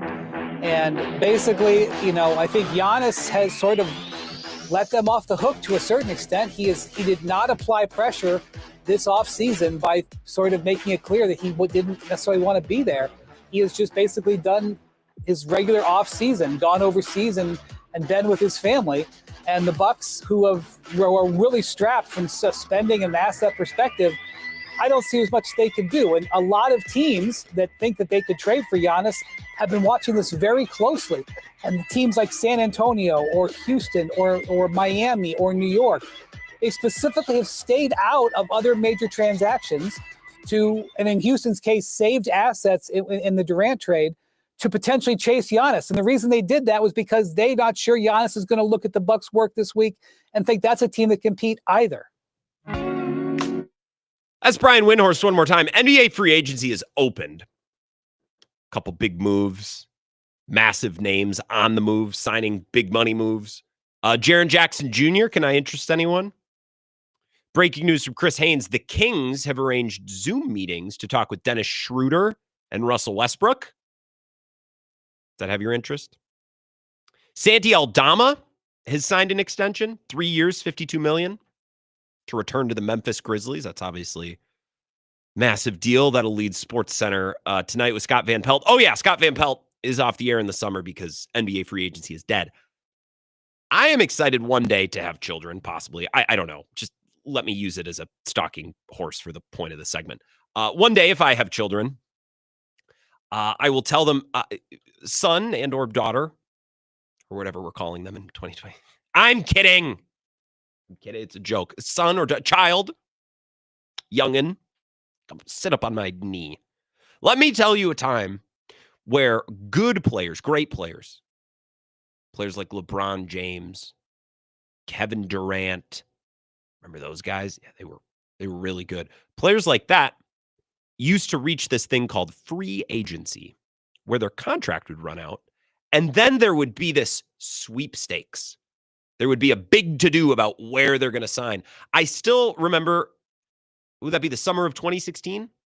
I remember that fateful July day when I was lifeguarding. I was serving a tour of duty at Wakanda Water Park. It was a beautiful day, and I remember going into the locker room, the clubhouse, where the guards would congregate when they weren't out on duty, manning the chair or manning a spot. and I checked my phone, and holy buckets, you're telling me that Kevin Durant has signed with the Golden State Warriors. I haven't felt a rush like that from the NBA, other than the Bucks winning a title, of course, since then, because it doesn't happen anymore. And I guess I understand why, which frustrates me, because I want to be able to complain and bitch and say I wish players would still go to free agency, but I understand why. So Kevin Durant's always going to get the max. LeBron James is always going to get the max. So why not just sign for it with your current team? And if you want to leave, just tell them you want to leave at a certain point. Why risk going to free agency? Why risk reaching the end of your contract if, well, I break my ankle or I blow out my knee? Why do that? Just sign your extension the moment that you can sign it. And then if you ever want to leave, just leave. Tell your team, I would like to be traded. And if they say no, then say, I will refuse to provide services. I will practice with a cell phone in my pocket. And they say, no, you won't. And then you do, and then they're forced to trade you. And then when they want to trade you somewhere that's not your preferred destination, you just say, I will refuse to extend somewhere that's not my preferred destination. And unless the other team is the Toronto Raptors, they will not acquire you, and then it'll end up working out. You'll get your max extension without ever needing to take the risk of being without a contract and reaching free agency. I also get it from a team perspective. Like, why would a team, what's the expression, keep your powder dry or keep your powder wet, something about powder? Why would a team set aside tens of millions of dollars in unused money in preparation for a player who may not even sign there, when instead I could just send a bunch of salary to the other team and swap them? Like, I could just send 3 ponies for 1 horse. And then that's money, that's money that I don't have to have an escrow. That's that's cap space that I don't have to have an escrow. Probably more appropriately stated, probably more accurate. Like, I guess I understand it, but it does suck. Like, LeBron, I still don't understand what's going on with LeBron. Can someone explain it to me? Like, he opted into his contract with the Lakers. He had a player option. And then everyone's feedback from NBA reporters and people who cover this sort of thing are like, and he's monitoring the Lakers closely. It's like, well, wait a minute. He could have just opted out and gone anywhere he wants, but he opted in and now is using that as. And then we got reports today that, well, actually, there's not a robust trade market for LeBron James because no one wants to give up a big haul to go get him. It's like, okay. So Desmond Bane's worth 5 first-round picks. LeBron can't fetch 1 or 2. Like, really? Team like the Cavs? That kind of seems like the most natural fit, a team with good depth, good athleticism, the bodies and the means to navigate an 82-game regular season, but maybe needs the horse to lead them through 7-game playoff series. Nobody? Like, you're gonna hold tight to your first-round picks? It's just all very bizarre, and I'd like to pretend to understand some of it. I don't. The Bucks extended Bobby Portis, which is far from perfect. However, it's preferable to the alternative, which is they don't have any centers on the roster. Like, that could also be the reality. And again, it's not just about trying to win playoff series. Not that that's been the focus or the bar for success in Milwaukee the last 3 years, because they haven't been able to do it. It's about navigating an 82-game regular season. Like, how are you going to get through 82? And Bobby Portis is a big part of that, assuming that he doesn't take prescription drugs that are prescribed to someone else. That's a big part of it. 608-321-1670. Duck and Holman texting in, and I appreciate this, Duck, on Rick Schlesinger's quote saying, well, it's not like Craig Counsell was selling nuclear secrets to North Korea. Duck and Holman says, you're right, Grant. His release should have said, it's not like when the Nazis bombed Pearl Harbor. It's correct. In fact, I'm a little surprised that Rick didn't say that. Thank you for the text. Keep your comments and your texts coming. 608-321-1670. This windy soundbite one more time. Can we listen to this one more time? I have something that I want to point out. The Bucks do not control their first-round pick for the next 5 years. They can't trade any of them. And so I honestly do not see how the Bucks are going to be a team that at the end of the week we look at and say that's a guaranteed top 4 team. And basically, I think Giannis has sort of let them off the hook to a certain extent. He did not apply pressure this offseason by sort of making it clear that he didn't necessarily want to be there. He has just basically done his regular offseason, gone overseas and been with his family. And the Bucks, who are really strapped from spending and asset perspective, I don't see as much they can do. And a lot of teams that think that they could trade for Giannis have been watching this very closely. And teams like San Antonio or Houston or Miami or New York, They specifically have stayed out of other major transactions and in Houston's case, saved assets in the Durant trade to potentially chase Giannis. And the reason they did that was because they're not sure Giannis is going to look at the Bucks' work this week and think that's a team that compete either. So that second part of it, like I don't know what to do with the Houston part. So they gave up less in the Durant trade because they might want to get Giannis. It doesn't make sense to me. Like, hey, I went to the grocery store and I could have paid more for this, but I didn't because I also wanted to get this. It's like, that just sounds like you shopped smartly. Like you were going to give up more for Kevin Durant, but then you chose not to because you might want to get Giannis. Well, that sounds stupid. You acquired Kevin Durant for the requisite value. So maybe they wanted to hold picks. So maybe they gave up some players that they didn't want to give up. But they got enough players over there. I don't think that was a part of their calculus. I don't think they were like, well, we can't give up too much for KD because we might want to give up Giannis. It's like, how about we just make a good trade for KD? I also think in the case of the Spurs and the Heat especially, because we were told every year, the Heat are monitoring. Cowherd would say this. The Heat are monitoring. Oh, they're monitoring. They're watching in case Giannis springs free in 2019 or in 2022 or in 2024. But they're monitoring. They're waiting, and if I was running the Heat, I'd come downstairs and say, hey, guys, so Giannis is great, and wouldn't that be cool if he played here? Don't get me wrong. What if he just doesn't leave Milwaukee? Are we just going to sit with our thumb up our ass here for the next decade, just monitoring? Or like, what's, far be it for me to tell you how to do your job, because, I'm just the guy who signs the checks and all, but, like, is there a better plan other than just hoping that guy decides to leave? Despite the fact that we have no evidence that he's ever going to do that. I just spitballing here. I mean, Windhorse also, and you could hear the club music that they're putting under him. It basically said, look, Giannis is he's not holding Milwaukee's feet to the fire. He's just spending time with his family, and he's describing it like it's the worst thing in the world. Let them off the hook to a certain extent. He did not apply pressure this offseason by sort of making it clear that he didn't necessarily want to be there. He has just basically done his regular off season, gone overseas and been with his family. Giannis could ask out at the end of all this. I just have to point out just some of the things that are a little outrageous. It's like, do you hear how insane you sound, Brian? Well, I mean, Giannis hasn't really held the Bucks' feet to the fire. He's just been overseas with his wife and kids. I mean, this guy, what is this guy's deal? I don't know, Brian. What is he up to, man? What is this guy doing? He's just on vacation with his kids. And I find this funny because I grew up, my entire childhood and life as a basketball fan has been very LeBron-centric. LeBron has notoriously held teams' feet to the fire, and everyone bitched about it constantly. Well, he'll never sign more. He never gives any security to the team. He only signs one-year deals. And now Giannis is doing the opposite, and we're going to find a way to get mad at it, mostly because he's, doing that thing where he's with his family. Can you believe this guy? Just insane. Did you ever hear the words coming out of your mouth? And I like Windhorst. I think he's mostly been fair. This today, it was like, okay. And he's not speaking on Giannis's behalf or the Bucks' behalf. He's mostly just saying the league is monitoring, which is hardly breaking because they've been monitoring since, 2018.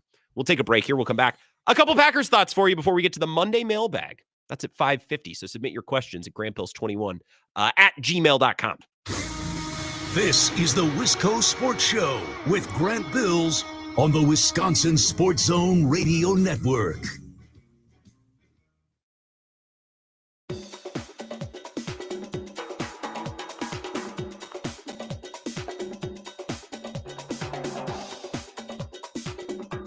The Wisco Sports Show will resume in 5 minutes.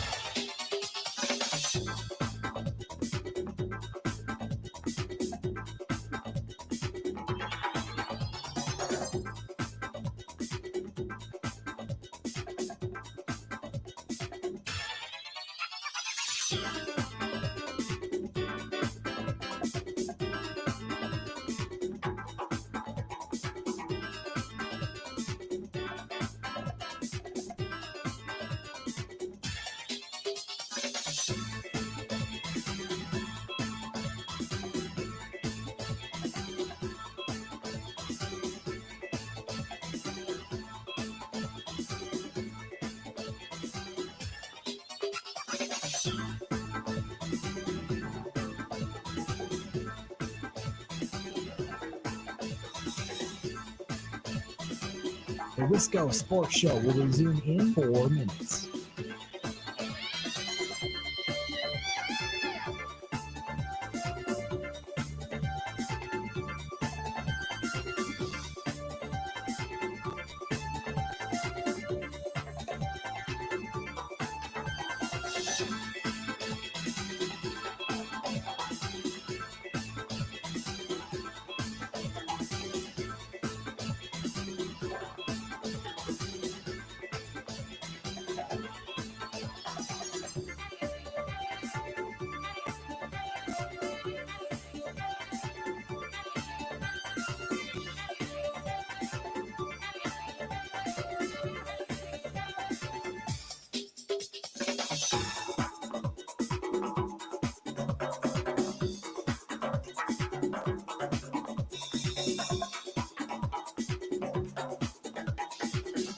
The Wisco Sports Show will resume in 3 minutes.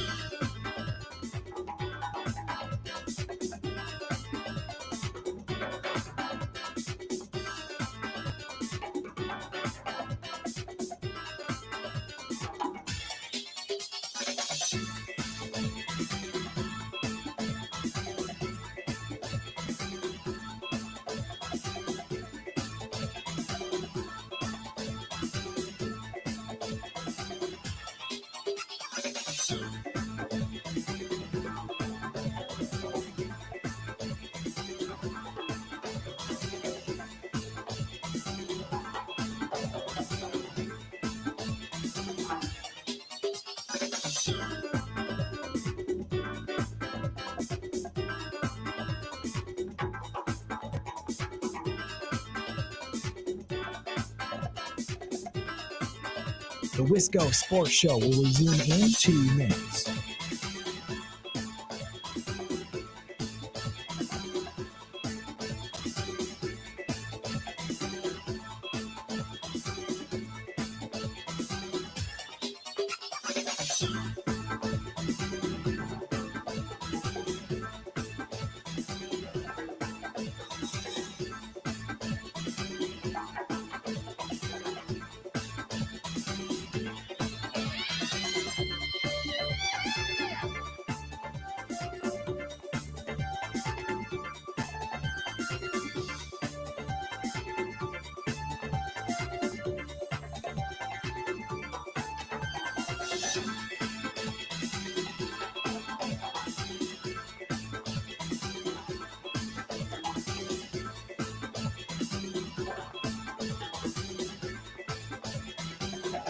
The Wisco Sports Show will resume in 1 minute.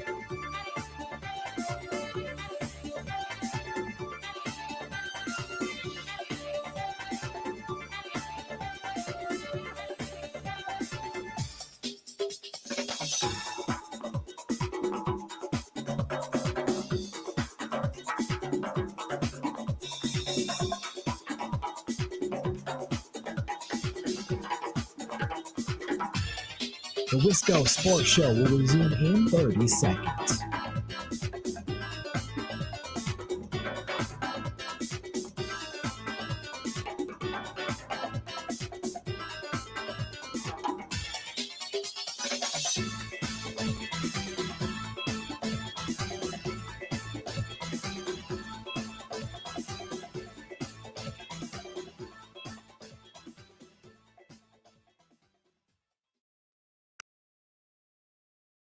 I think to win a Super Bowl, you have to have 7 elite players, generally close to their prime or just out of it. At least like 5 to 6 really high-end players. So I look at Detroit, and I think Detroit, Jahmyr Gibbs, Amon St. Brown, Hutchison, Penei Sewell.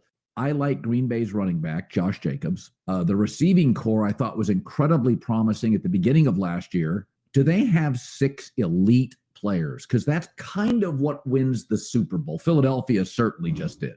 That's from Cowherd and Middlecoff. They did a podcast last night. I listened on my drive-in this morning. And that got me thinking, Packers elite players versus Minnesota, Detroit, Chicago. Welcome back. This is the Wisco Sports Show. The Monday mailbag is not looking very plump, by the way. I got a question or two. But do you have any final thoughts, any questions for consideration or things that you'd like discussed in the final segment of the show? Plenty of time still to email them in, 608-321-1670. That's the number. That won't help you. The email is grantbills21@gmail.com. There you go. All bases covered. I was listening to this in Woodman's this morning. I was buying cottage cheese, if you must know. I typically go with the Daisy brand, but Woodman's has been running a special now for a little while where they have the coupon hanging. You can get the 4-pack for $1 instead of $2.99.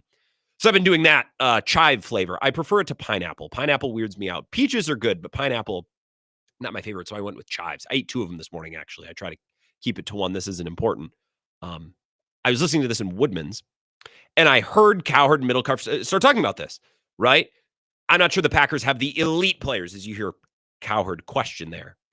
And in my mind, I said, I know what we should do on Bill's show today. And I texted him. I said, we should do a draft of all the best players in the NFC North. And that'll tell us something. Because in my mind, there's a couple Vikings that are going to come off real high. And there's a couple Lions that are going to come off real high. Who's the best Packers player? Josh Jacobs? Maybe? Well, how much better is Josh Jacobs than Aaron Jones? Or Jahmyr Gibbs? Are we sure that Josh Jacobs is even better than Jahmyr Gibbs? So the point that I think would be made if we did a draft, and I'm not prepared to do a draft, the old Rasil, I didn't know we were doing this today. The point of the draft, I think, would point out that the biggest stars in the NFC North probably still reside in Detroit and Minnesota. And this is what Sam Brookhouse told us last week. If you think of this division like basketball, where are the superstars? Where are the game-changing players? I think most of them reside across the St. Croix/Mississippi, depending on where you are, or across Lake Michigan over in Detroit. I think the Packers have lots of good players, but I think the Vikings and the Lions have lots of good players too. John Middlecoff expanded on this idea. I'll play you his follow-up to what Cowherd said. I think they're very beholden on and predicated on the quarterback playing really well. And 2 years ago down the stretch, he was a top 6-7 guy in the league the way he played.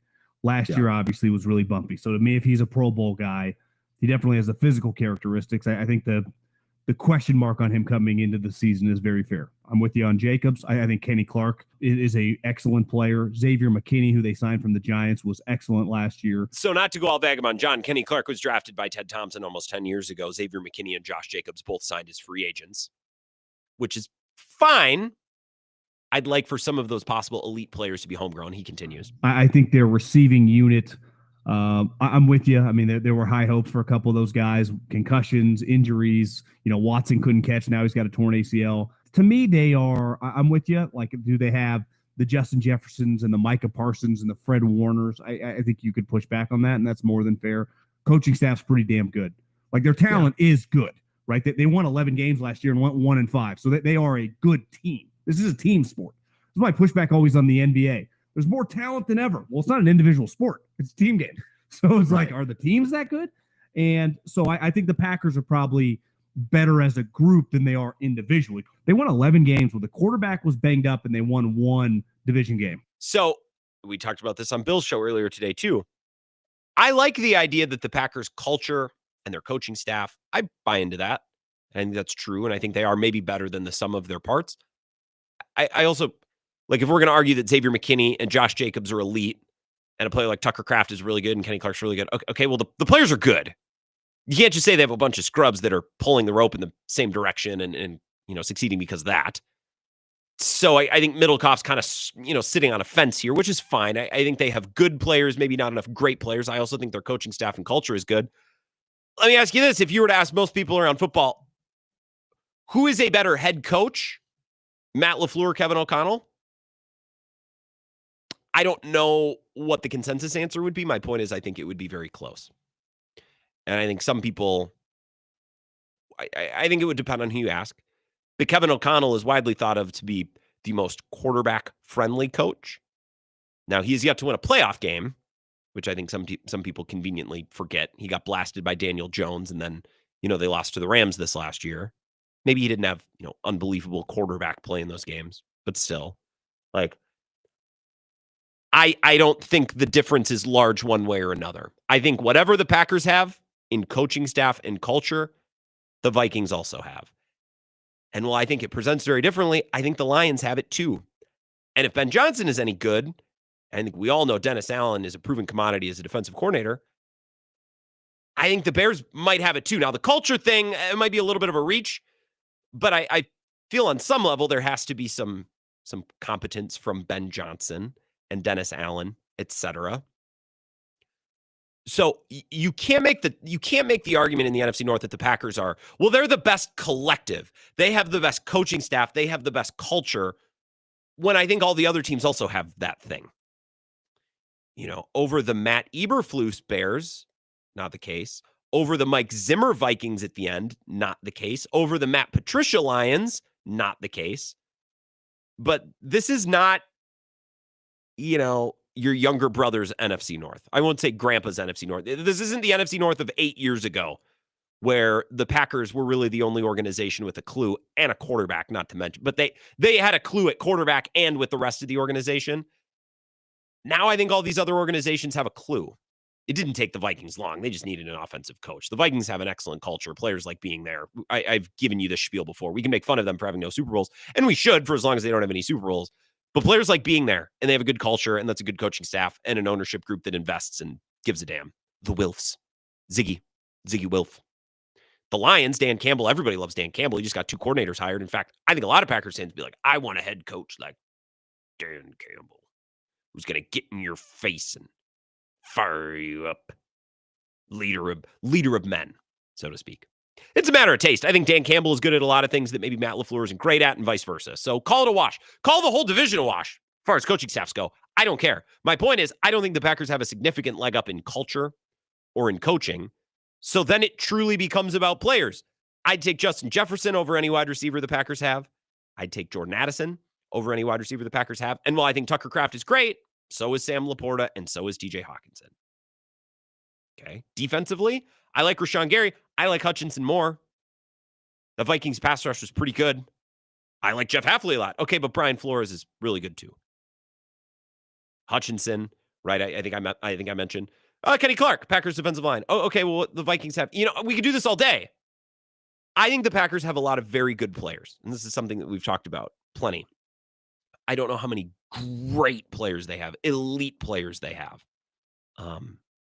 And they can't just rely on culture and coaching anymore because the other teams in this division have it as well. I think they'll win more division games this year just as a matter of, not statistics, but I just think it's really hard to win 11 games and go 1-5 in your own division.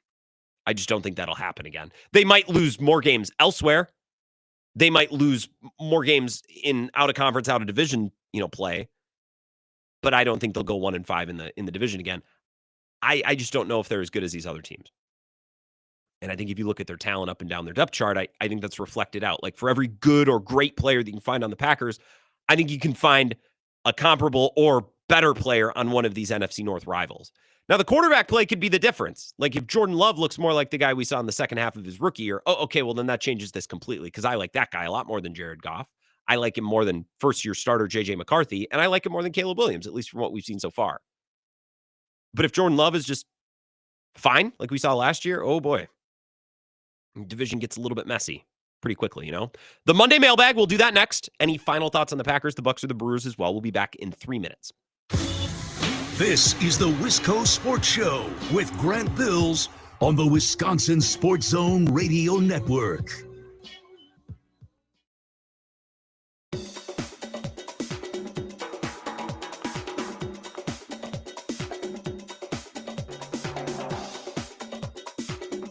The Wisco Sports Show will resume in 3 minutes.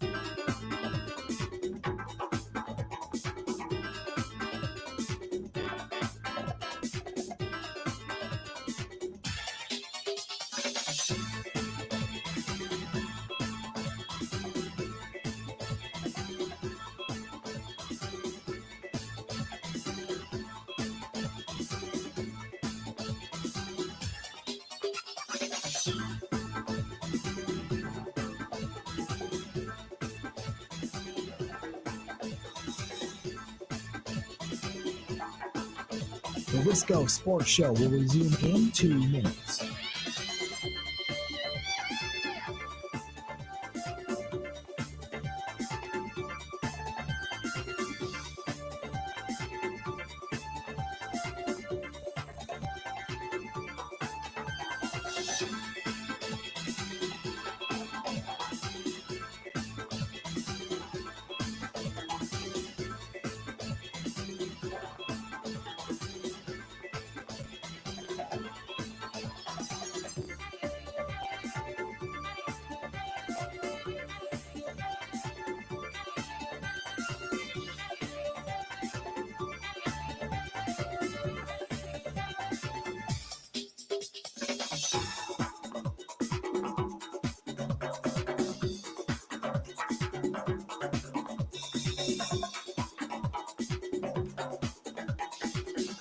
The Wisco Sports Show will resume in 1 minute.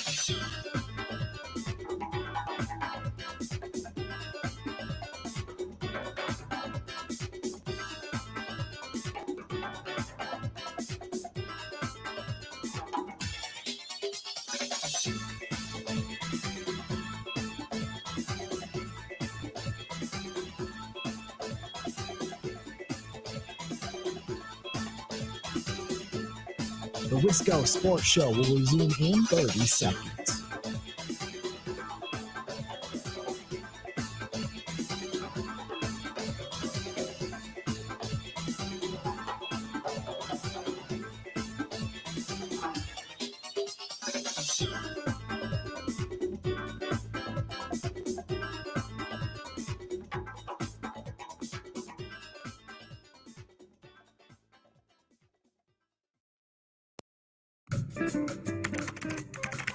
Because the mail never stops. Charles, we'll be writing to you. She's got mail. That's the name of the That's movie. it, honey. There's never a let up. It's relentless. Every day it piles up more and more and more. And you got to get it up. And the more you get out, the more it keeps coming in. That's the Monday mailbag. Appreciate your submissions always. GrantBills21@gmail.com. It's our chance for the week to grab ass about this, that, and the other thing. Set a segment aside for it, just so that's what we can focus on. As always, again, throughout the week, you don't have to pile them up on Monday. Anything comes to your mind, just shoot it over to the show's email inbox, grantbills21@gmail.com. A light load this week, which is fine. Tyler in Massachusetts, frequent question asker, says, instead of Brett Favre, who did you want to walk out with Morgan Wallen at the 2 shows this weekend at Camp Randall? So night 1, he didn't have anyone walk out with him, right? And it was teased. There's going to be a big to-do. And I think we were kicking around a couple different possibilities. I thought Carter Gilmore would be funny. Congrats, by the way. He signed a deal to play basketball in the Netherlands. We wish him nothing but the best. I thought that maybe some of the Final Four guys would be there, like Kaminsky, Decker, Gosser, because they were doing their reunion with Bo Ryan and I think ESPN Madison was, I think Ben Bruss was putting that on, which looked like a cool event. So I thought maybe those guys would be there. I guess I shouldn't be surprised that it was Favre, which is going to garner all sorts of different takes. I think some of you people, just to get a Morgan Wallen take off, I think some of you people need to take a chill pill about Morgan Wallen. And I'm speaking directly to the Andrew Wagners of the world. Just because you do not like pop country doesn't mean that no one else gets to like it. And I don't get it. It's the only genre of music that we do this with. Like, you never hear people puffing their chest and be like, oh, classical music. You listen to Bach, you fruitcake. Like, no, I feel like with most types of music, whether it be EDM or rap or R&B or whatever, like, we like what we like, and I don't think people get their back bent over it. With pop country, it's like, if you're not a pop country person, you believe those people should be detained. And it's a little odd. Like, so you don't like pop country, so no one else gets to like it? Like, how many people, what was it, 60, 70,000 people, Morgan Wallen over 2 nights? And there are people like, it's not real country music. Okay, so in your mind, it's not real country music. Who cares? Look at how many people are enjoying it. It's a little weird. It's very weird. Now, if you want to, strong takes about Brett Favre coming out, you knock yourself out. I'm not a huge Morgan Wallen fan. I know a couple songs. The songs that I know they're good. They serve the purpose that pop country is supposed to serve, which is, fun music that I like listening to. Not everything has to be a deep artistic statement. Not every song needs, you can really hear the struggle behind the lyrics of what this man had to endure growing up as a farmer in the Appalachians. Like, no, sometimes you just want a song about a dirt road and a can of beer, and that's okay. Rob emails in, Grant, with the 4th being on Friday, what are your go-to foods for grilling and why? I'm not going to be the guy to ask. I don't even own a grill. It's not because I don't like grills. I just live in an apartment. I don't know a place to put it. I like grilled chicken. Hot dogs and brats are good too. But if anyone's like, if someone is grilling me a meal and I can have anything, grilled chicken, man, a little black on the outside, that's the balls. Tony says, what would be the most regrettable thing you've said on air? Got to give you props because that's not my cup of tea. I don't understand the second part of your email. The first part, what would be the most regrettable thing you've said on air?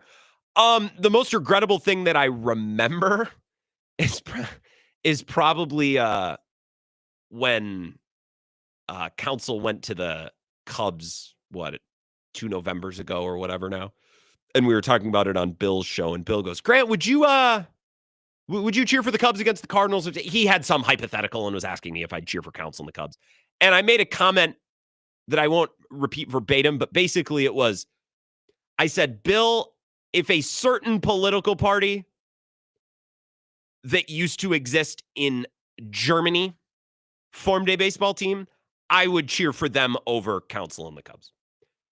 Which was punchy comedically, but I probably could have dialed that back a bit. I still think it's true. That's not true. That would be bad. We don't like those people. That's probably the most regrettable thing I've said on air. Tony, I don't understand the second part. You said, I got to give you props because that's not my cup of tea. Saying regrettable things on air isn't your cup of tea. That's a good thing. Shouldn't be anyone's cup of tea. Ideally, this text from Brad in Verona says, just curious on your thoughts. The last 4-star pickups by the Badgers. Sound promising? Yeah, promising. I just have a really hard time really jumping up and down before they show up on campus and then playing games because this is proved to it's a little bit simpler than locking down recruits. Let's say that because Fickle's recruited really well. It just hasn't landed in results. And AJ in Janesville on that Colin Cowherd soundbite says Colin is an NFC North ball knower now as a Chicagoan. Yeah, it's very hip to move to Chicago. It's very hip to talk about how the Chicago summers are the best summers in the country, which, like, look, I don't really have anything against Chicago. Like getting in and out of the city kind of sucks, but it's a big city. Like being down around town by the river and walking, it's great. It's awesome. But people talk about Chicago like it's the only city. They love Chicago. People hate on the Midwest, but Chicago is just the best. Like, yeah, it's cool. It's good. So I can articulate my beef with those people this way. I think people from the coasts move to Chicago and love to feel like people don't understand. The Midwest is actually pretty cool. It's like, yeah, okay, you're far from the first person to live in Chicago and like it. Which I guess Cowherd indirectly, maybe I have some repressed frustration there because he moved from LA. Tomorrow, we will continue to talk Brewers. They're off tonight, but we'll get back to that and anything that happens in NBA free agency as well. Have a great night.